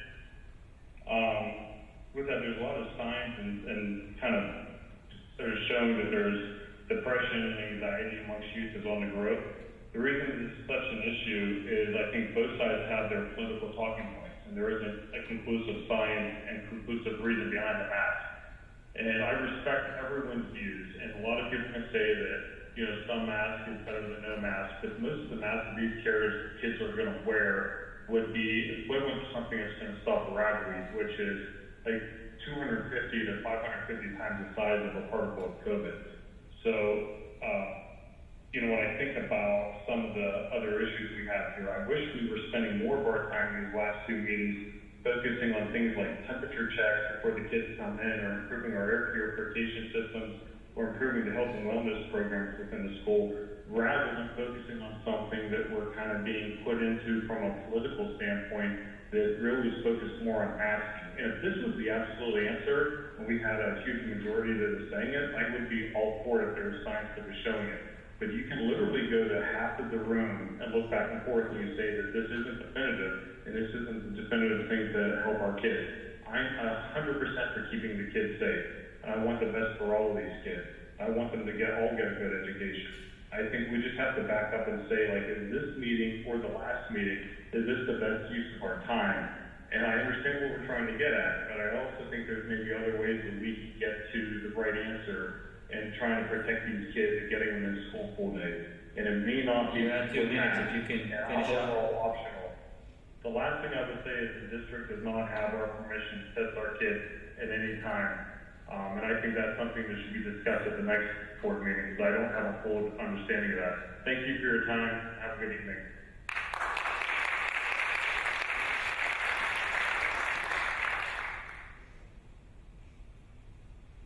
Christina, are you there? I am. All right, if you can state your name and address, you have 2 minutes. Absolutely. Christina Bell, 2810 Poplar Street. I am calling in favor of universal masking. If we want our students in school, the science proves that the only way to do so is with a mask. For instance, in Candace, they did a mask optional in the schools. They started on August 19th. As of today, there are 23 active cases in students and 4 staff, and over 3,000 students are in quarantine. On Tuesday, just yesterday, the board has changed to mandatory masking. In Lake County, Florida, 90% of 6th grade students are quarantined until September the 7th. A 12-year-old boy in Texas, only a few days had COVID, tested positive, and died. Is it going to take children in this district science for us to realize that this is serious? Universal masking works. The science proves it. The American Academy of Pediatrics recommended it, and not all of our students can be vaccinated at this point. I believe the only way to do this with a full year in school is to require masks for everyone. Thank you for your time.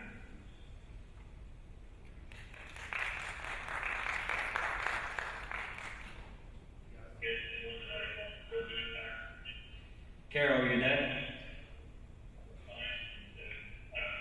Carol?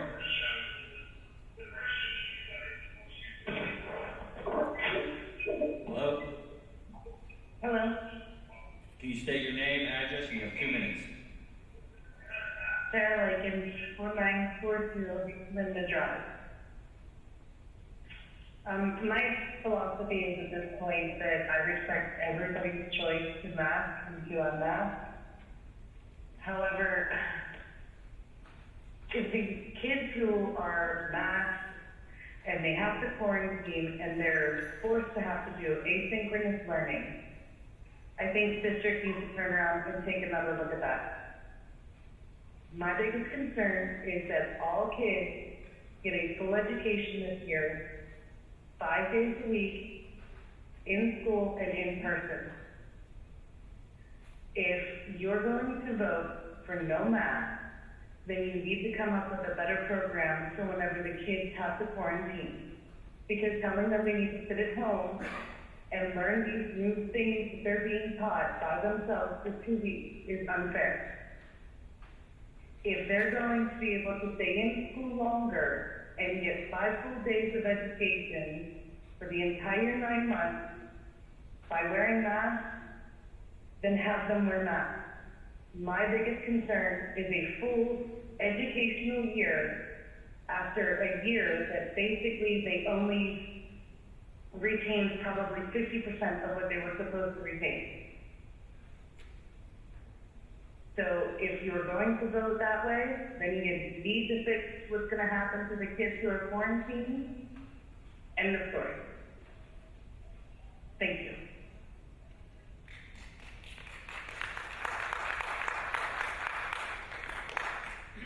Hi, good evening. My name is Robert Faber. I'm with Crossfront Drive. I didn't plan on doing this tonight, but thank you for giving us the opportunity. I want to say maybe you guys need to look at a combined type of whether no mask or full mask. Look at it as the kids sitting at their desk. They take their masks off. They walk into the classroom. They sanitize with the hand sanitizer. They're allowed to take their masks off while they're learning, while they're writing, while they're listening, while they're speaking. When they go out into the hallway to change their books, to talk to their friends, they put the masks on. It doesn't have to be an all or nothing. Maybe that's what you know about. You talk about kids not, participating in sports and stuff. I have who's going to be a 6th grader. He does jujitsu 3 times a week, and none of those people wear masks. He started in the school with a mask right after the school ended. Nobody was wearing masks. He played a basketball camp over the summer. Nobody wore a mask. He said, "Dad, I can't breathe with this thing on." I said, "Then take it off." Nobody else is wearing them. Okay? He never ended up sick. None of the other kids ended up sick. If you have a child that's sick, don't send them to school. Just like us as a parent, if we're sick, stay home. Okay?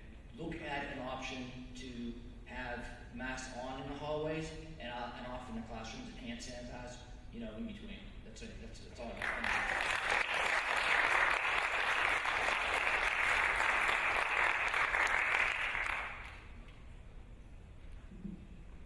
Sean, are you there? Hello, Sean?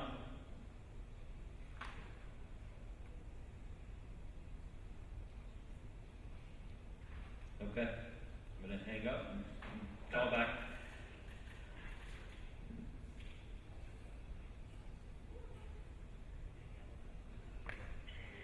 Franklin, are you there? Hello? Yes, I am. You state your name, address, and you have 2 minutes. All right. Well, I'm not a science man, but I'm a little concerned about dogs. Name and address, please. I see them walking around outside in action, and it's Name and address, please. It's quite a disdain. I won't stand for it. Can you state? Okay.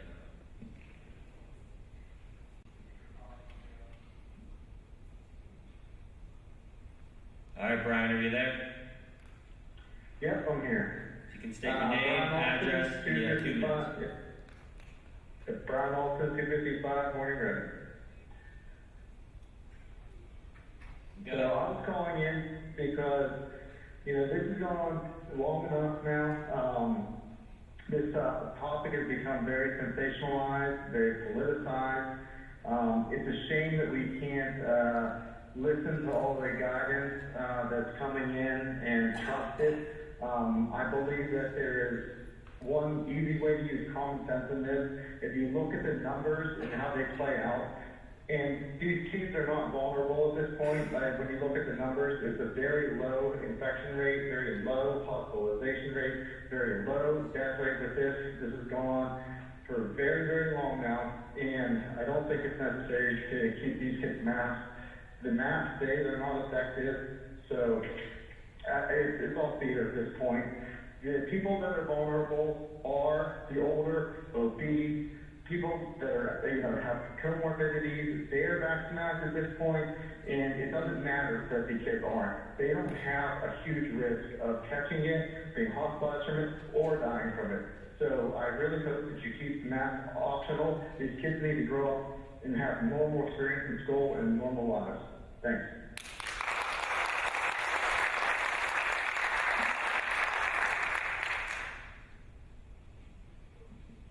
Rita, are you there? State your name, address, and you have 2 minutes. Rita Slowey, 127 Old Village Lane. Go ahead. I am just calling to say that I believe that children should wear masks. There's a mother, and I don't know if anybody's aware of this, that died. She got COVID. Her kids go to school at St. Thomas More. She recovered from COVID, and 6 months later, she died of blood clots.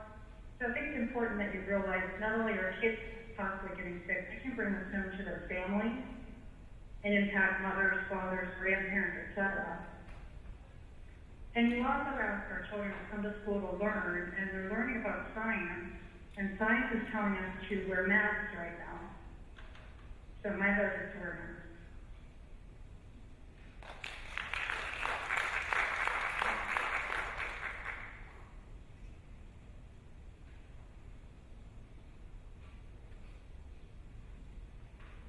John, are you there? John?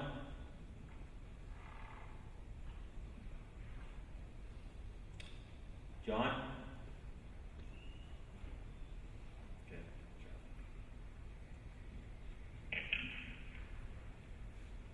Got one more caller coming in.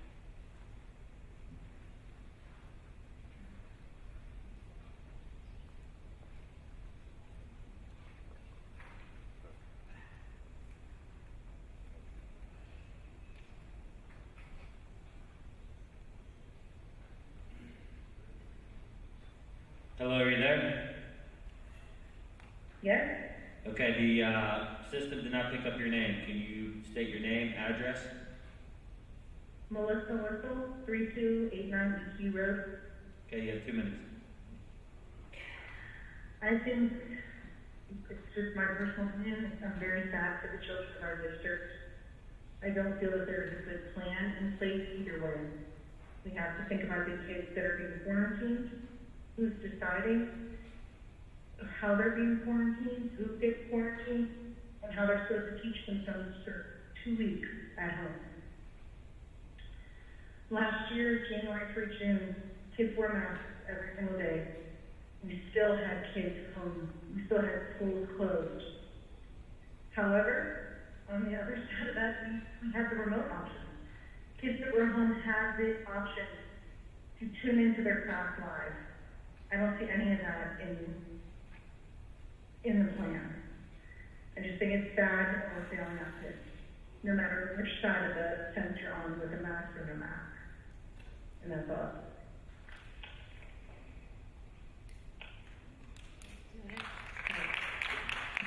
We're not going to accept any more phone calls at this time. Any more comments from those people in the audience? Am I done? You can go. Thank you. Thank you very much. My name is Diane Scavoloni. I'm on Main Street. So I am really still taken back from the one caller that basically said we don't get to choose. We don't get to choose the best care for our children. We don't, I mean, what else did he say? It was, and you know what was really interesting? Nobody clapped for him. I think we all understand that there was something very, very wrong with that statement. We do get to choose. I mean, we know what's best for our children. There are so many, we can go on and on. We keep saying the same things over and over, what's happening here in our country. Where is the history lessons? Where are they for our students? Let's go back and teach them about America, where we came from, the God-given values. That's what we were founded upon. God, Jesus Christ. We need to go back there. Government took that out. Took that out of our school system. Everything got chaotic. You know? And that is where the foundation is. Let's talk about history also. Back when Rockefeller was here, the wealthy people, they dictated a lot was going on in our country. And he had a big part in taking out what we knew what was working, supplementation, eating right, because he knew there was money in the medical. And this is all on purpose. COVID is on purpose. What's happening in our country is on purpose. People getting divided on purpose. It all starts with the reverence and the fear of the Lord. And that's where we are falling in our country. That's where we're falling in this room. We gotta get back to the basics. And I'm also curious to know, are we gonna hire more teachers and more aides if the mask mandate goes through? Or are we gonna hire more people to watch every move that the children make? In the bathrooms, on the playground. It's already been said here. It's impossible. You're gonna have to hire more people in order to make sure that these children are under control and they're losing their childhood, and it's sad. That's all I'm gonna say.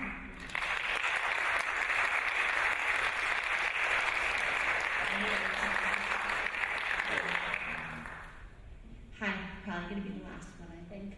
And I was not going to speak. My name is Mary Beth Zout, 200 Iroquois Road.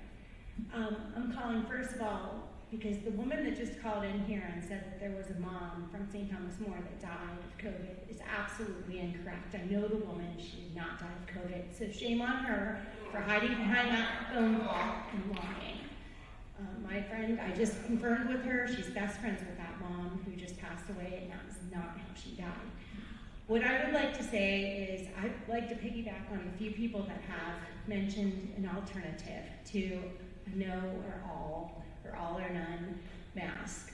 I didn't even think about it myself, but could we start with the proposition of masking the kids in the hallways when they are more clustered together, and then when they do arrive in the classroom, and they are supposed to be so many feet apart, that they should not be able, or they should be able to take off the mask so that they can see the teacher's face, and the teachers can see them speaking and talking and smiling like they should be. I think that's an excellent idea. And I think that the board should definitely talk about that. The second thing I want to say is, when we finally did get back to school last year, my son, who was a senior, went to school for, I don't even know if it was a whole week. And he was 6 feet apart in the classroom. He wore a mask. I got a call from the nurse immediately, said he has to quarantine. Well, why does he have to quarantine? Because someone in the classroom was tested for COVID. Did the boy in the classroom have symptoms? No. Someone in his family had COVID. He didn't have any symptoms. He had to be tested. He had COVID. Now, my son and the other boy had to be quarantined for, I don't remember if it was 10 or 12 days. That's ridiculous. So when we throw up these numbers of all these kids that were out of school last year for 2 days out of a week that they were there, wearing masks, sitting far apart, what's going to happen if we just do the same thing all over again? Can you finish up, please? Sure. I think we need to try something different because that wasn't working. Thank you.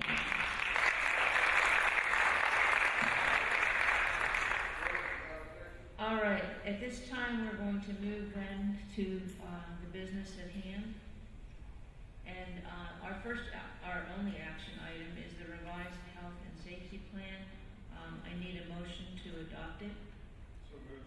Moved by Mr. Nagel. I need a second. Second. Seconded by Mr. Scalzo. I move to amend the health and safety plan, section 3A, to state universal and correct wearing of masks will be required by all students, staff, and visitors when in district-owned buildings, structures, or transportation. Universal masking will remain in effect throughout the 2021-2022 first semester. No. Excuse me. We need quiet out there so that we can move through this process properly. Can you? Would you like me to read it before we do the vote? We need to have a second. Second. Seconded by Mr. Scalzo. The motion under 3A has been moved by Mr. Nagel and seconded by Mr. Scalzo, and Ms. Zundel is going to read it again. The health and safety plan on the agenda has been moved for amendment under the masking section to state as follows. Universal and correct wearing of masks will be required by all students, staff, and visitors when in district-owned buildings, structures, or transportation. Universal masking will remain in effect throughout the 2021-2022 first semester. Discussion or comments on this motion? I'd like to first say that this motion is to help provide the the CDC guidelines to prevent our children from being quarantined for contact tracing, as many of us have discussed. As guidance changes, we may be able to revisit it. As circumstances change, we may be able to revisit it. One of the things that may encourage me to revisit it is if we get our vaccination levels up to what that would be. That's all, please. But it is a living document. This is an evolving situation. But for right now, I'm making a motion to carry it out throughout the first semester so we can focus on educating our children. Other discussion, other comments? Well, I just have a point of clarification. Are we voting on just making the change, or are we voting on the entire? We're just voting on the motion right now.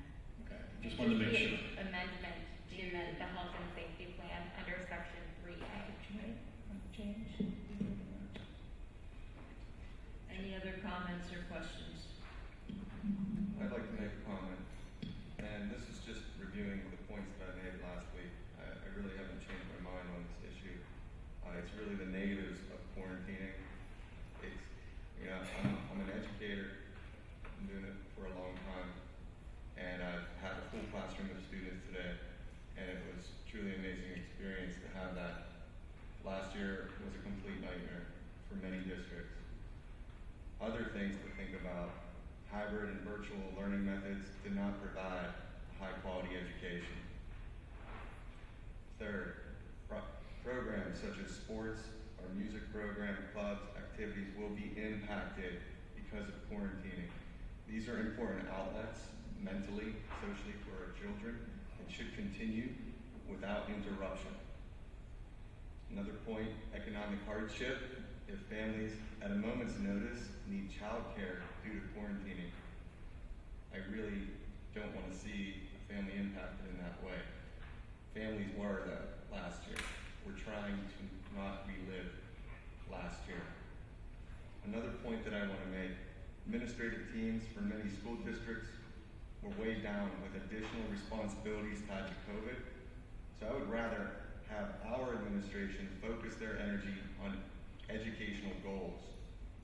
Our administrative team is a group of educational experts that need to provide an educational map for the staff. This will allow our children to receive a high-quality education. So tonight, I am voting for the stability of 5-day in-person instruction for masking. Thank you. Other comments or? I have 2 points of clarification.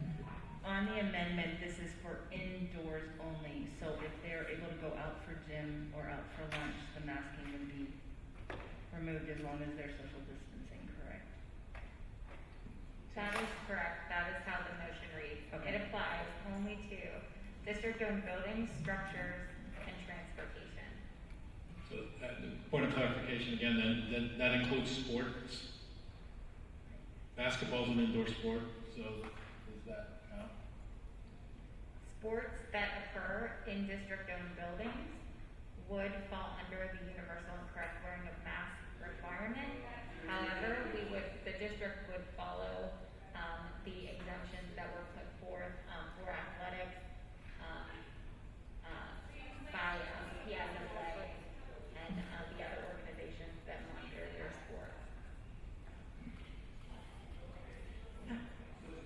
Any other questions? Any other comments or questions? Yeah, I have a whole problem with that whole amendment. You know, prior to coming tonight, I was all for this. I changed my mind. But, 2 days ago, I was at Eaton Park and I had like 20 band members come in with their orange shirts to eat breakfast. No one wearing masks. They were in the mall. There were kids in the mall. Today I come through the fields and there's kids and parents and everything. We went to orientation, no masks. But we're asking these kids to come and sit for 6 hours and wear masks in school.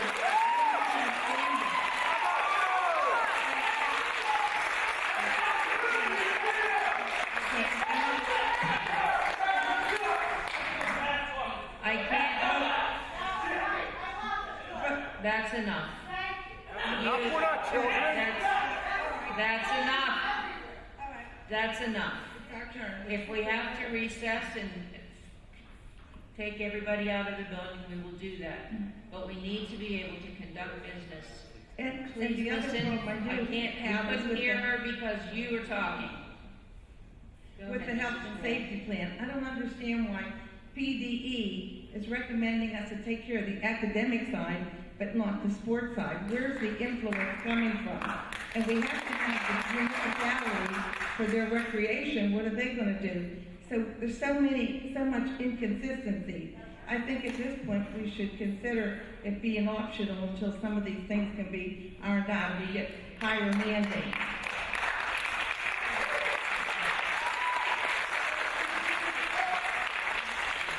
Any other comments or questions? Mrs. Dovis, I do have a couple comments. I think that, first of all, I speak for myself, I don't speak for the board. We always do that when we're here. We always are speaking our opinions. And someone said it earlier this evening. Where did common sense and common discussion go? Why can't we have a discussion instead of an argument? I don't know why, I don't know where, I don't know how it happened, but it's ridiculous. Let's get back to the point where we can actually talk to each other and not yell at each other. All right? It's ridiculous. I'm sorry, did I amuse you with that? I'm really sorry. You know who I really think is the culprit here? It's the organizations that we put our faith in, the CDC, the WHO. I'm not going to delay this evening by reading all these things. I'll give you the titles. I'll let you come up and look at the documents from them, directly from the CDC and the WHO. On the WHO, it says it's from their global influenza program, non-pharmaceutical public health measures for mitigating the risk and impact of epidemic and pandemic influenza. They did 10 RCTs, which if you listened earlier, RCTs are randomized controlled studies, not observational. 10 RCTs were included in the meta-analysis, and there was no evidence that face masks are effective in reducing transmission of laboratory-confirmed influenza. All right, now, we're supposed to put our trust in these organizations. They just stated that they don't work. And then their recommendation, face masks worn for asymptomatic people are conditionally recommended in severe epidemics or pandemics to reduce transmission in the community. Disposable surgical masks are recommended to be worn at all times by symptomatic individuals when in contact with other individuals. Although there is no evidence that this is effective in reducing transmission, there is no mechanistic plausibility for the potential effectiveness of this measure. So they just said that they don't work. This is from them. I'll be happy to share this with you.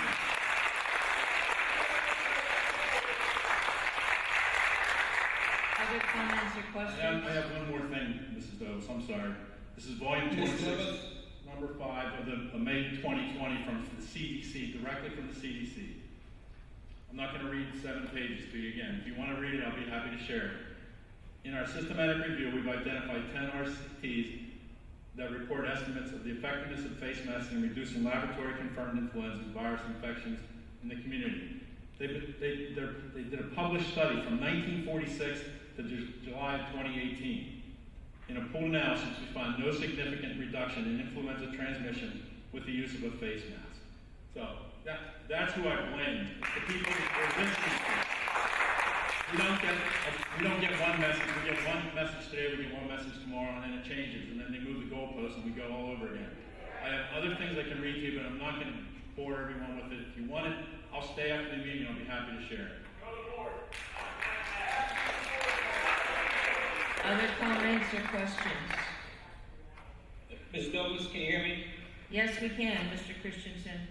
Okay, thank you. I had just comments. So, unfortunately, we're still talking about masks after last week. I think what's different this time for me is that it's actually not about the mask or the logic of masks or vaccination or anything like that. It's not about if they work or don't work. I kind of think they're like seatbelts where they work some of the time, but not all the time. This is really about the way the quarantine rules are established and, how they will be effective or prevent students from, being in school if they're not wearing masks. I think that these quarantine rules have been developed deliberately to incentivize school districts to adopt masking policies.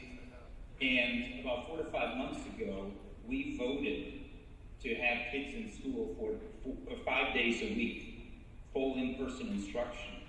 For me, that's the most important priority that we have in front of us tonight.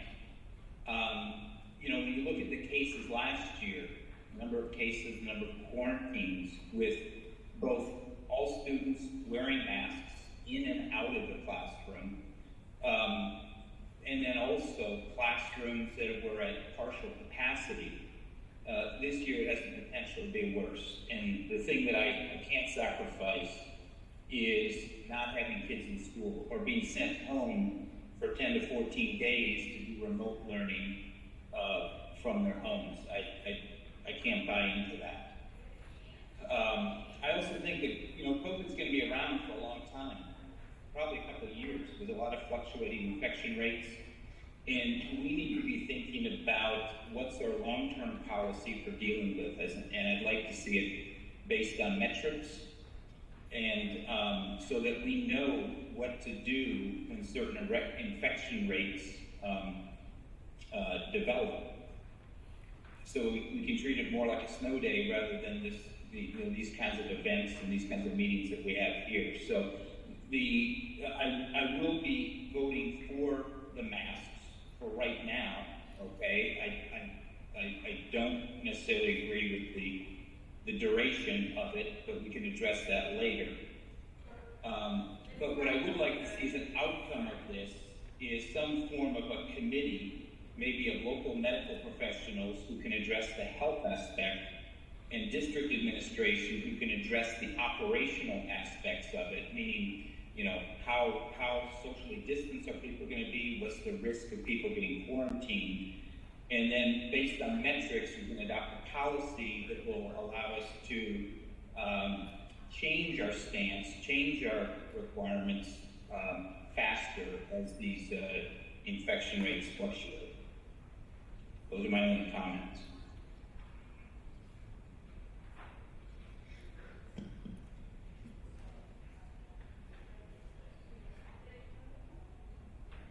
Is Mr. Christensen completed? Barry, are you done with your remarks? I'm done with my comments, yes. Thank you. Other comments? Yeah. As I sat here and listened to everything, and I apologize, I was out of the way on work last week. I have 2 kids in this school district that one of them I'm probably not going to get to say goodnight to tonight before his second day of 2nd grade. The other one is concerned. She's concerned that she got vaccinated and she's going to have to wear a mask because her mom is concerned that she is going to come home, give it to her brother, and give it to her grandfather who will die. No, I'm not. Don't engage. Do not engage. So here's my concern. I want them in 5 days a week. I voted for that months ago. The only way to put them in 5 days a week is to mask. Not true. Your mask doesn't work. As the audience, I'm going to remind you to just stick with the board for just a moment. You will have another opportunity at the end of the meeting to comment. Any other comments or questions? Last week it was obviously something different than it is this week for me. When it comes down to it, I kind of look at what program are we going to put in place to get more rear ends in the seats in school. And we all agree that last year was not a very productive year for kids. With 1,400 quarantine cases when on limited access to the buildings, it's just mind-blowing.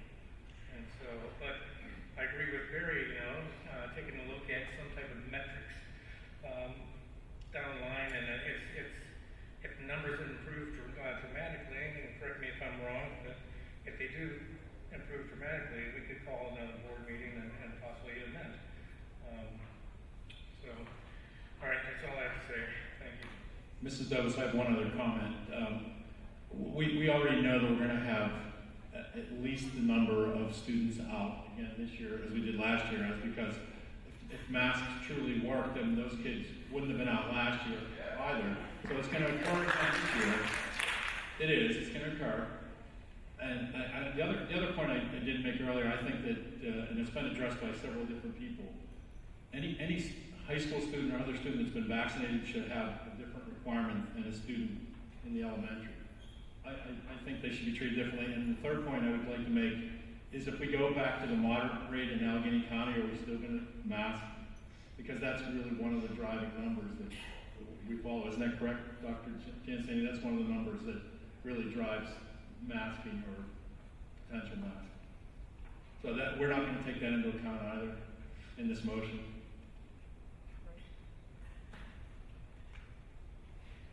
Any other comments or questions? My vote hasn't changed, so. Okay, at this time, I've had a request to have a roll call vote. And this is only on the amendment. And I would ask Ms. Sundel to read the amendment again. I'm happy to do that.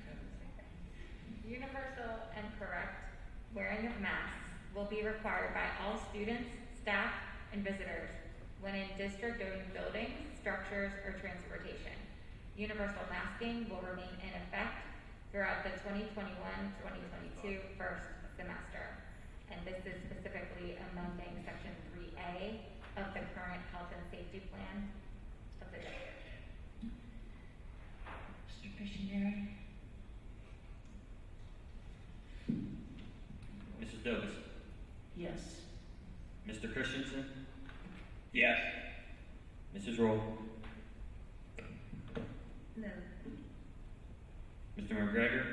Yes. Mr. Modrak. Yes. Mr. Nagel. Yes. Mrs. Turner. Yes. Mr. Stakuza. No. Mr. Scalzo. Yes. 7 yes, 2 no's. Motion passes. Thank you. Now we are going to discuss the amended health and safety plan and vote on it. It was motioned by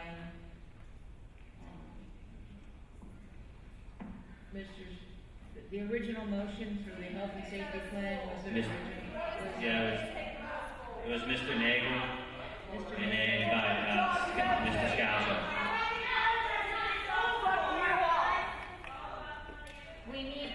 This is the second warning for this group over here, and I will have the officers.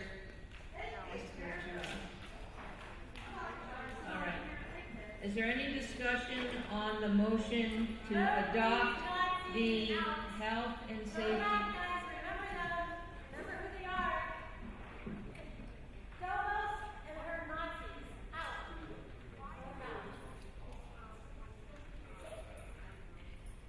Are you leaving? Yeah, I'm talking to you. Are you leaving?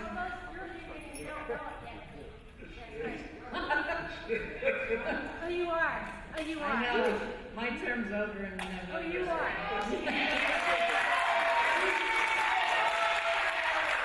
All right. So, okay. Ma'am, leave, please. Before I ask the officers,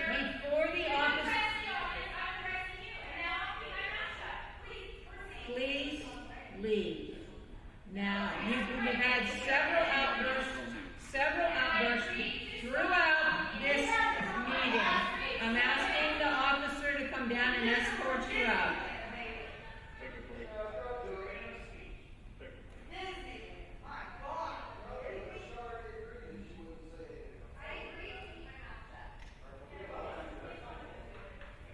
We haven't even voted, sir.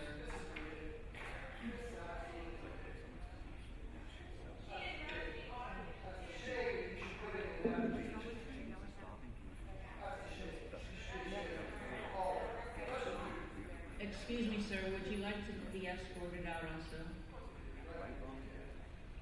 Okay, then I'll ask the officer to come down and escort you out. I'm asking you.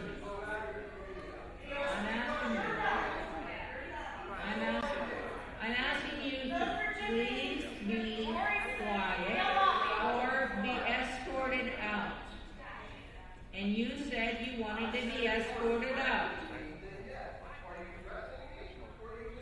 I'm not threatening anybody. All right, let's continue with the vote then. Are there any questions or comments on the health and safety plan as amended?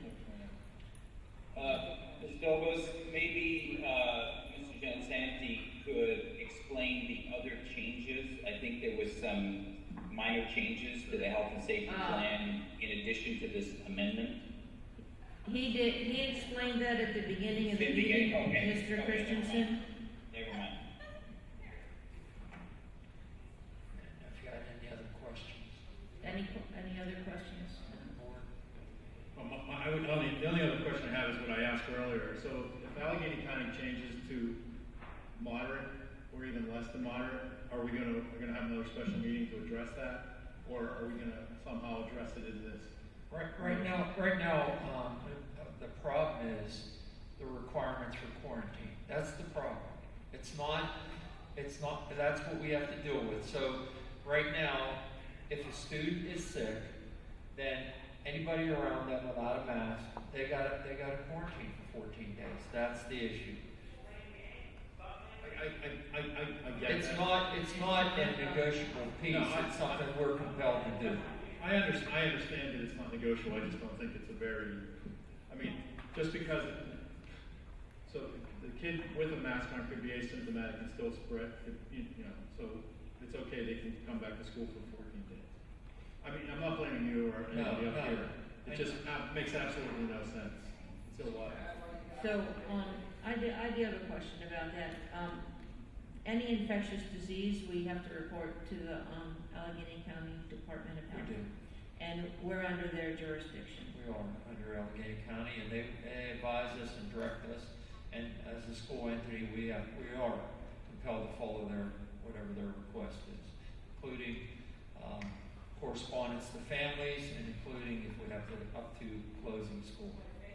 So then, the question about transmission or rates or anything else really is not an issue regarding this. The issue is that they have jurisdiction over us regarding quarantine. They do. Okay, thank you. Any other comments or questions? Okay, we'll have another roll call, please. Mrs. Dobos? Yes. Mr. Christensen? Yes.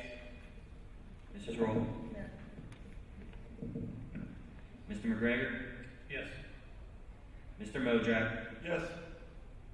Mr. Nagel? Yes. Mrs. Turner? Yes. Mr. Spicuzza? No. Mr. Scalzo? Yes. 7-2, motion passes. Thank you. Okay, at this time we have public comments on any item that you'd like to address the board. I'd like clarification on the exemption status of sports. So if you are going to provide athletes who play indoor sports exemption, so they can be running up and down the basketball courts and things without a mask? I didn't totally understand that part. Please advise.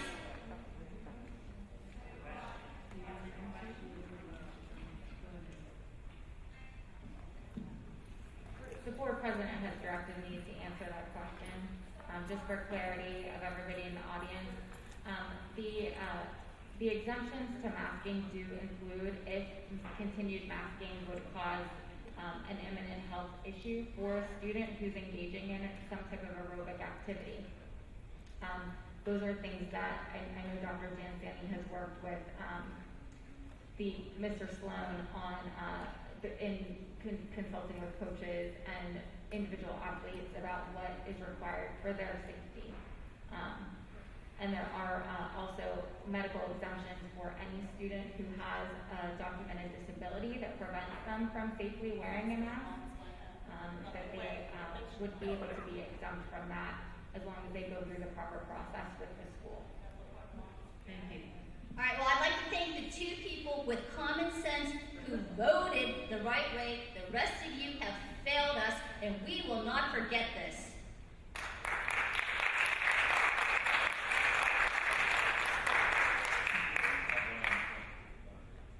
I'd like you guys to clarify for me, just in case I heard wrong, what is the testing policy in the school for the kids. No, something was said about testing in the school. No one else is allowed in the room. Please elaborate on that.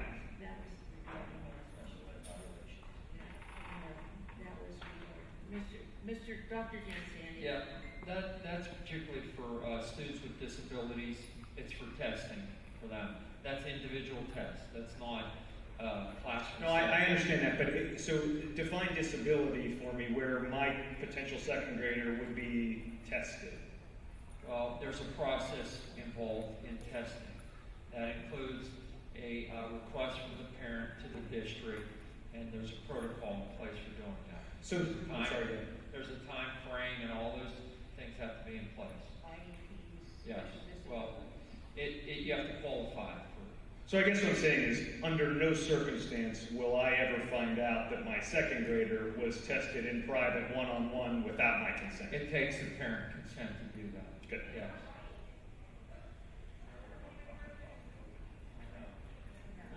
Any kind of test. They're tough. I would like to thank the board. The amendment is. Go ahead. I'd like to thank the board. I recognize that you were all volunteers, and you have stepped forward. Just real quick, I know that you guys have already spoken, and I should have caught that with the first couple, but we're recording it, name, address. Once again, I apologize. Nope, don't apologize. My fault. Michelle Kramer, 3225 Arapahoe Road. I want to thank the board because I recognize that you are all volunteers stepping forward in what is clearly a very divided community to put the health and safety of our children. The desire to have our children in school 5 days a week is clearly forefront in all of your decision making, and I appreciate your time. Thank you kindly. Hey, Nathan Grafton, 60 Surrowitz Road. I just want to inform the board, there was a study done by the Institute for Pure and Applied Knowledge. It was peer-reviewed, published on October 12th, 2020. It showed that the number of deaths that were being counted for COVID was 16 times higher than it should have been. If you use the way that deaths were counted for viral infection deaths for the past 17 years prior to this virus coming to our country, this is a complete sham. Yes, there is a virus out there. Yes, people are getting sick and dying, but it's being overblown. And the purpose of overblowing it is to take control of our country. These people out here, these globalists, China, we got a president who is completely complicit with what China wants to do to us. We see what's happening in Afghanistan right now. These terrorists are probably coming to our country. We don't know who is a terrorist and who isn't, who's on these planes coming here. We need to start fighting back against these CDC organizations. These are completely corrupt organizations. And what you're doing is you're playing their game, and you're just going to keep doing what they want you to do. You need to start fighting back. You need to start saying, we're not going to do what you want us to do. These quarantine guidelines are clearly intended to cause children to wear masks. You're causing psychological damage to our children. You're causing risks for health concerns with not breathing enough in oxygen. There's not studies done on that to show what types of effects that could have on a child not breathing enough oxygen in. And you're continuing this fear and this pandemic. You guys, it happens at the school board level. Those who didn't vote to not do mandated masks. Connie, thank you so much. Russ, thank you so much. You know, you understand the bigger picture. You guys need to get yourselves out of this small picture of, okay, we're just concerned about quarantining, and see what's happening in the country. It happens at the school board level. You guys need to stand up for us against all this corruption. You can't just look at the small picture. You have to start pushing back. Thank you, Nathan Brown.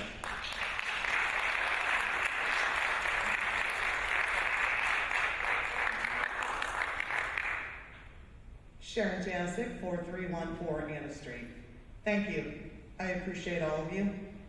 I appreciate the board, who are 100% volunteers. Thank you for taking on that role. And thank you to our administrative team, who got to be with us for another fun time this evening. We appreciate you as well. Thank you for prioritizing the in-person learning of every single student in Bethel Park. I appreciate it. It is what children need to learn. Thank you.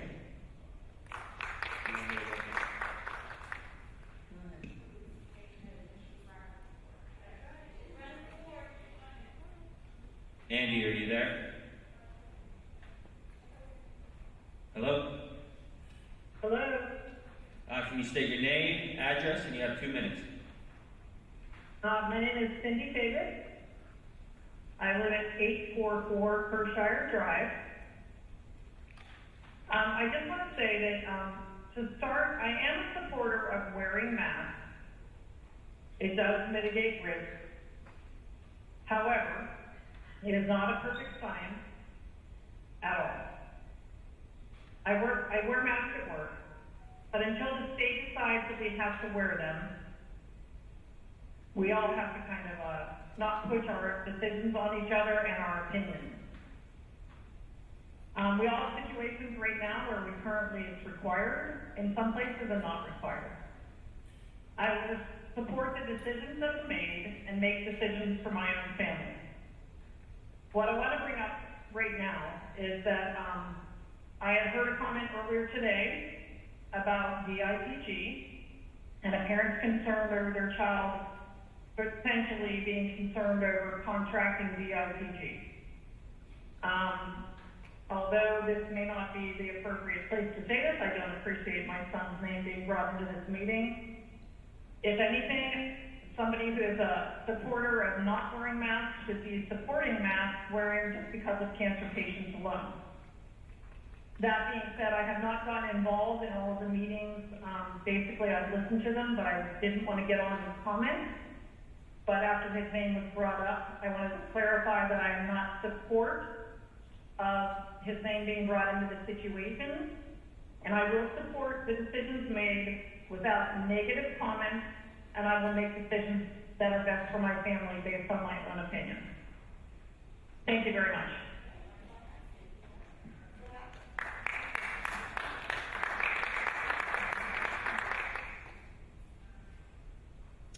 Lisa Selinsky, 1612 McCully Road. I respect that you all have a very difficult decision that you have to make this evening.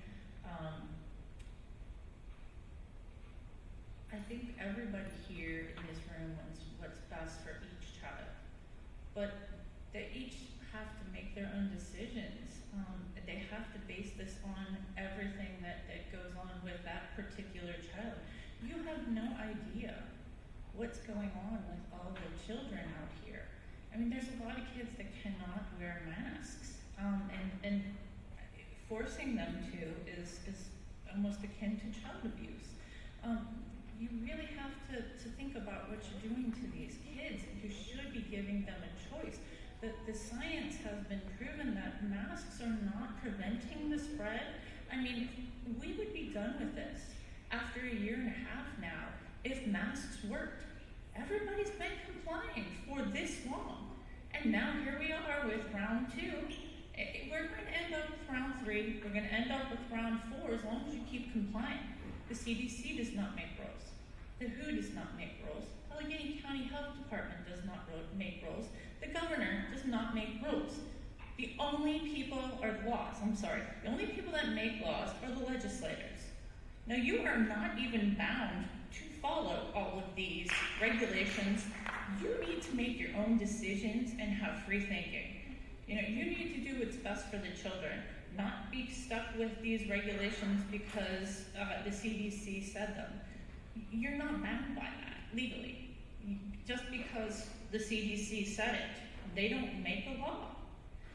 But I do have here lawful notification that the people of Bethel Park have supported. I have 10 pages of names. I will send it registered mail, but I do want to present this at least to you so you can see this. Because they are, everyone here is concerned that all of our rights are being stripped away, and they do want to retain those.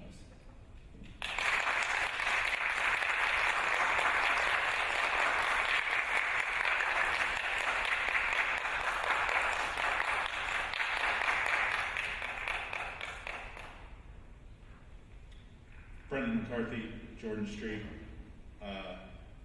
You guys were put in an impossible position, and you were put in that position by our higher up elected officials who didn't have the political will to make the right decision. And I thank you. I thank the 4 of you that did it last week, and I thank the three of you that came around this week. I'm a public education guy, and my daughter was enrolled in Catholic school until we got this vote. And I just want to thank you for letting me send my daughter to public education. Thank you. Wait a second, sir. Dan, are you there? Yes, I'm here. State your name, address, and you have 2 minutes. Dan Grisbeck, 2763 Milford Drive. I just wanted to thank the 7 board members who made the decision that supports the health and safety of the children of Bethel Park, as well as the faculty of Bethel Park, and we'll keep them in the classroom. Thank you. Matt Bonnety, 862 Hershire Drive. I played you 2 minutes of a video that I sent you all to the BP board email address. I implore you to watch the entire video. It's a 5-minute video. Just go into it with an open mind and watch it. The second thing I want to say is that I cannot believe the hypocrisy of what it is that you're saying to us. You're telling us that kids can go and be as close as, right next to each other, playing sports, sweating, wiping their face, wiping their brows. They can be asymptomatic, they could have the virus, whatever, but they can do that. That's what you're saying. It's okay for them to do that, but it's not okay if they don't wear a mask and they're 6 feet apart. What? Did you just hear that? Seriously, I'm not trying to be a know-it-all. I'm not a professional in this. I sent you a video of somebody that's a professional in dealing with this stuff. Okay? That video is of somebody that's not a pediatrician. She is not a doctor. But her job deals with this exact thing. She's the one that is out there teaching the nurses and the doctors. She's the one that's out there providing what is needed to even build a new hospital. Take the 5 minutes, listen to the video. Then listen to the hypocrisy of what it was that I just said. If you can let this happen for sports, you can darn sure let it happen in a classroom.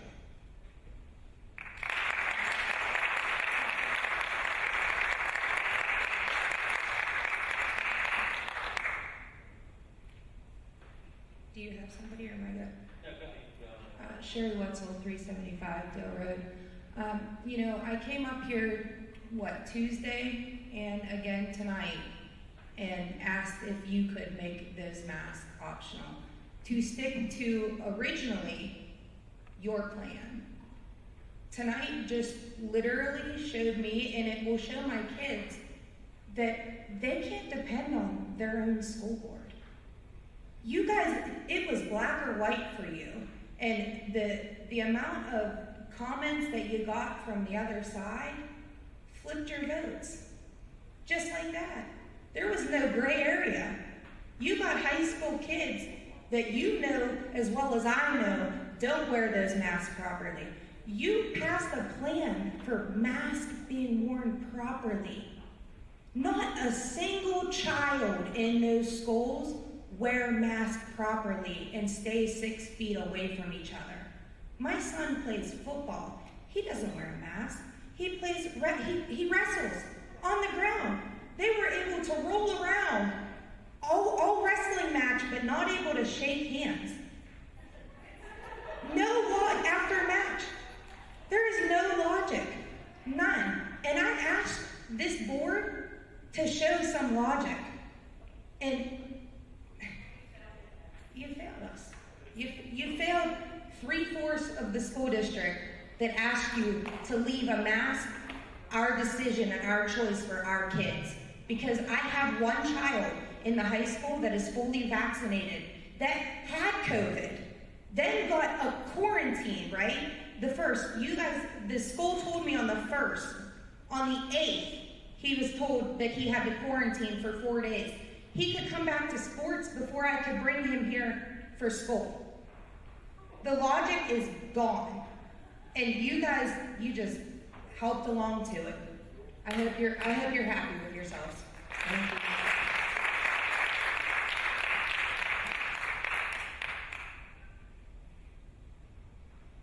John, are you there? Yes, I am. Oh, go ahead. You can state your name, address, and 2 minutes. Dawn Cicero, 2518 Oldfield Avenue. Most of us claim to have voted tonight based on the quarantine guidelines, which I totally understand. We all want our kids in school 5 days a week. But you have yet to address the actual full guidelines dictated by the CDC, whereas a fully vaccinated person does not have to quarantine unless they are showing symptoms. So I urge you to add this to your health and safety plan. If in fact you're basing your decision on the actual quarantine guidelines, it's neglectful not to consider the fully vaccinated kids.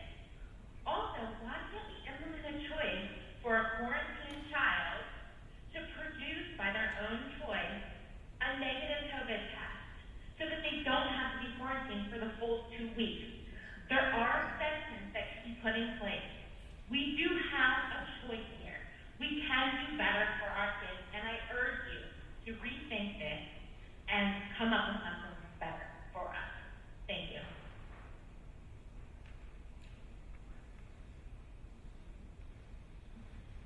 Go ahead, ma'am. Jewel Corbel, Boxer Drive, Bethel Park. I just wanted to address a few things again. At the last board meeting, I can't remember what the actual number was, but the ventilation for our classrooms was saying it well exceeded to give the fresh air to the children that were sitting in the classrooms, which leads me to believe that really we should consider their classrooms almost like they're outside first. When we say that the 1,400 kids that were quarantined last year, and we don't have a number of the kids that were actually sick, that doesn't sit well with me either, because even if they went home asymptomatic, if they became symptomatic and became sick, I would believe that the parents would have taken these children to be tested, which then that result would have gone to the health department, it would have become the statistic, and that would have then been brought back to you through the whole contact tracing that we're supposed to be doing. The other thing is, like we keep saying, our children are playing sports, they've been together all summer, they're gonna go outside, if they're in the classroom, like I say, this ventilation is exceeding, they're sitting at their desk. They're not sweating, they're not, throwing droplets everywhere to sit at their desk. They are coming to school, they need to see faces, they need to have the emotion, they need to see what is going on. The teachers need to see that emotion, not a mask. It's been proven that masks aren't a true source to take this. This is still a virus, it's the new virus, this did become a political virus. It's like influenza. Like I said before, viruses run their course. And everybody goes to the vaccination, which there's been no controlled studies. The population is the human trial. There was no animal trials. We have no idea. They now have pregnant women volunteering because they're being paid to see if this vaccine is going to affect their fetus. But the recommendation is that even the vaccinated population needs to wear a mask. My last statement, I know I'm at my 2 minutes, my last statement is, our original health and safety plan said that we were gonna remain optional for the parents unless a government mandate came out, and we have no government mandate. I don't know why we're at a second meeting to readdress this. Thank you, ma'am.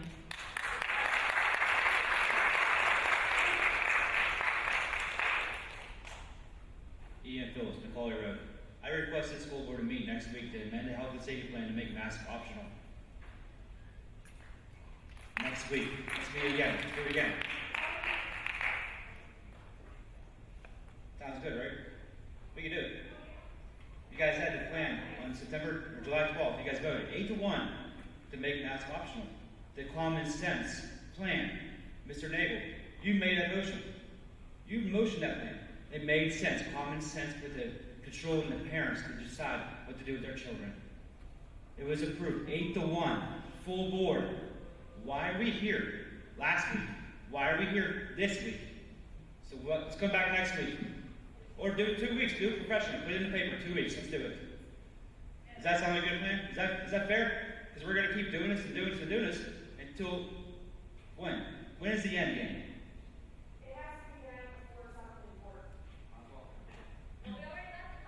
Do we have any more phone calls? Yeah, we have one more. Did you say one more? Yes. Tiffany, are you there? I'm here. Go ahead, state your name, address, and you have 2 minutes.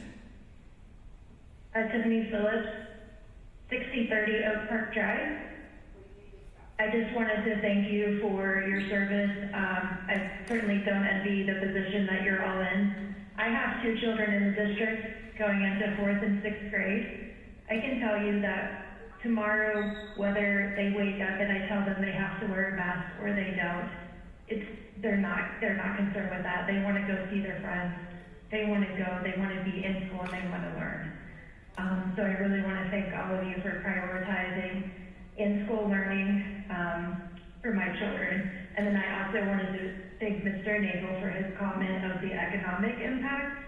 As a single mom, I've already had to make a lot of concessions for my job, and it's not easy to have to try to teach a 3rd grader at home when you're also trying to work. So I thank you all for your service. Thanks. Okay, that's the last comment on phone calls. We won't be accepting any more phone calls, but we'll continue to listen to in the auditorium comments.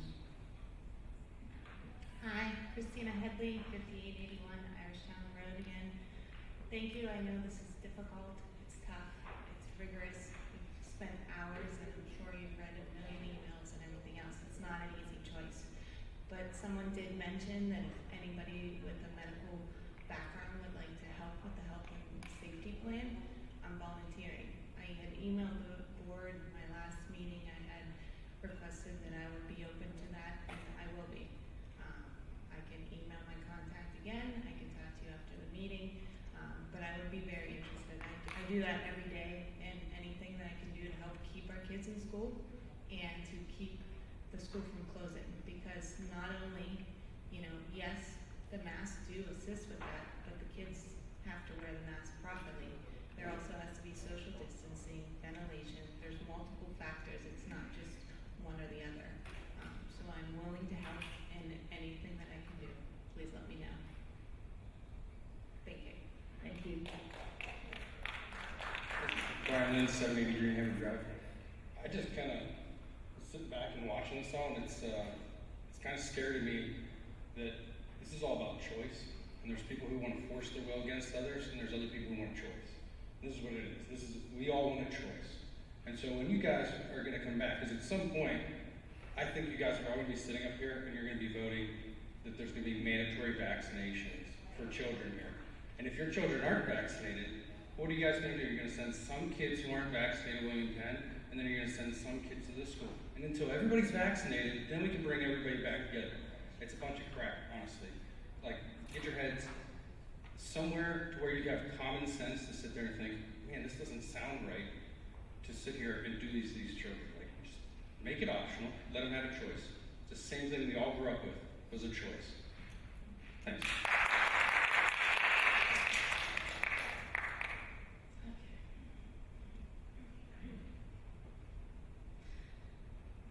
First of all, I know Bethel Park's watching. Holly lives at 880 Hershire Drive. I wear my Joey Strong and I love him. Cindy, I'm very sorry. This is what Tanner said to me in the summer, or whenever we were finished with school. Mommy, I was having headaches. I'm having headaches. I said, on a scale of 1 to 10, what's your headaches like? We were discussing them. And he asked, where we live with on Joey Street. We love Joey. Joe's our friend. The Famouses are like our best friends. We love them. I'm just saying what my son asked me. Okay? So I don't want to make waves with anybody here in Bethel Park. I'm just saying what I experienced with my own kids. And my kids, or Tanner, asked me, do you think I have DIPG, Mommy? I said, no, I don't think you have DIPG, honey. It's okay. Well, we live on the same street, and I don't know what's going on, and I keep getting headaches. Well, what happened to Joey? I mean, we're a little terrified, and I'm very sorry it got brought up tonight. Was not my intention, but he did say that, and I'm just being honest. I'm sorry, Cindy. I don't mean to hurt anybody's feelings or make waves with neighbors. It's the last thing I want to do. I love Joey and I plan on doing this 5K without a mask. Okay? I'm sorry. I love you. And I'm sorry you guys got a tough job. And I have to make masks optional for my kids. I mean, we have to decide in our home. I gotta decide where it is. And again, our government really is not good for us. They're saying everything all over the place. We're all disgusted at this point. It's a shame we're divided. I mean, open borders. That's where I stand. They're open borders. Do they give a shit about us? They don't. Please don't. We gotta care about our own kids, right? Please We do. don't use profanity. Well, this is where we're at. I'm sorry. Please don't use profanity, ma'am. I'm sorry. I'm sorry. Thank you for your But comments. this is where we're at. Open borders means you don't care.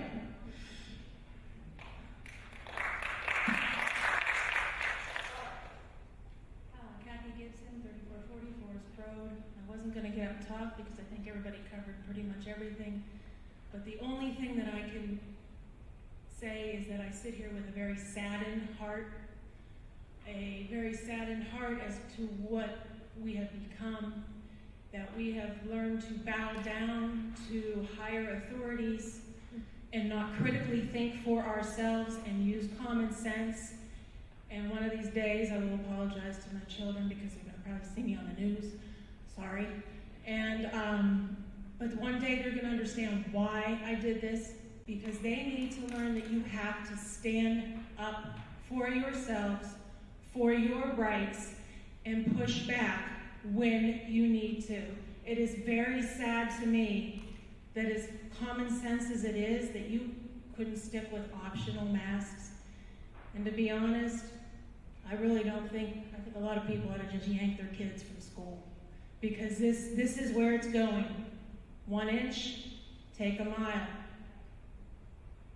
You start with a mask, you're gonna swab my kid's nose with this little company that Wolf contracted with. You're gonna tell my kid that he has to be vaccinated. Are you gonna, I mean, this is totally absurd. It's totally absurd and it's sad.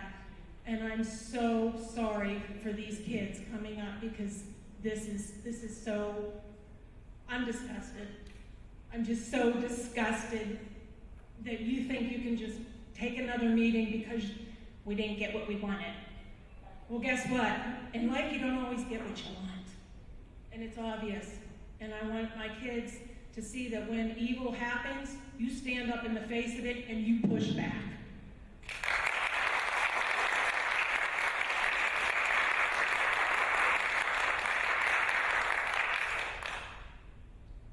Matthew Urian, 5520 King School Road. So obviously I'm frustrated and disappointed because you know where I stand.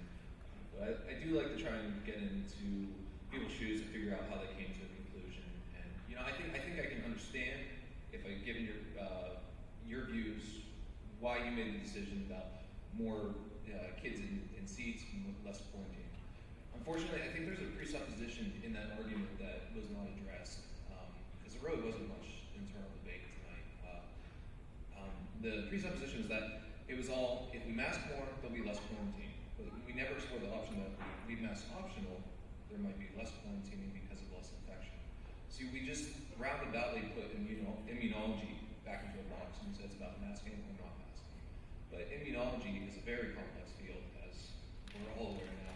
And kids' attitudes, how they eat, whether they're depressed, many things of this nature affect their immune systems going into any sort of flu season, any sort of time.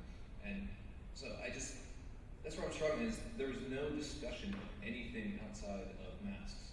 And I know it wasn't direct about masks, but really if you look at your presupposition in your argument that got you to where you were, it was just about masks. And I think it was just too narrow of a view of immunology to really make such a policy decision. So I just gotta say, it seemed from this side of the house, like, you guys came in with your mindset, most of you. I do realize there was some changing, but there was very little discussion given the weightiness of the subject. So I do hope we reevaluate this sooner than a full semester. Thank you.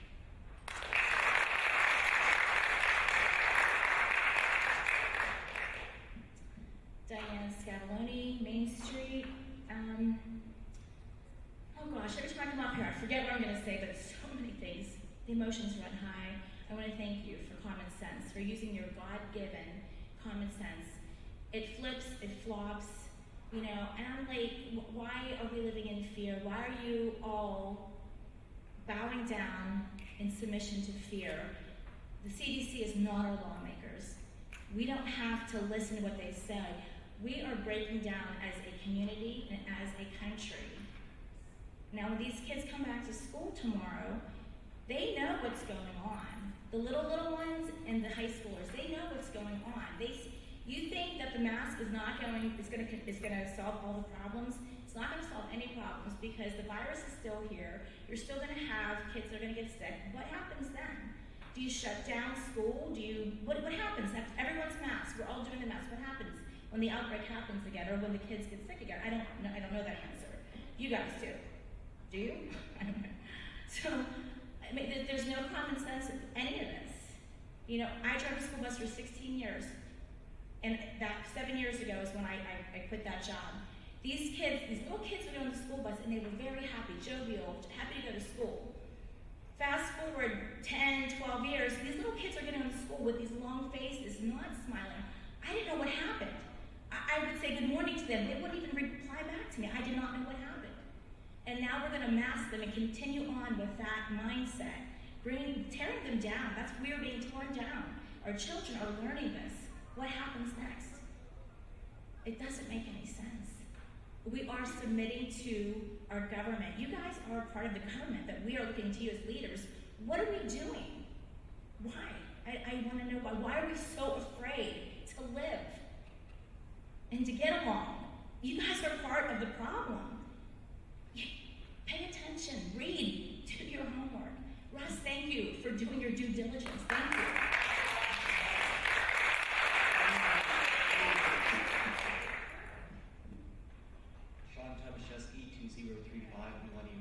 As a third-generation Bethel Park resident who's about to raise a fourth generation of Bethel Park residents, I thank you all for listening, or 7 of you. I thank the 7 of you for listening to expert consensus in coming to your decision this evening and not listening to the whims of random social media posts.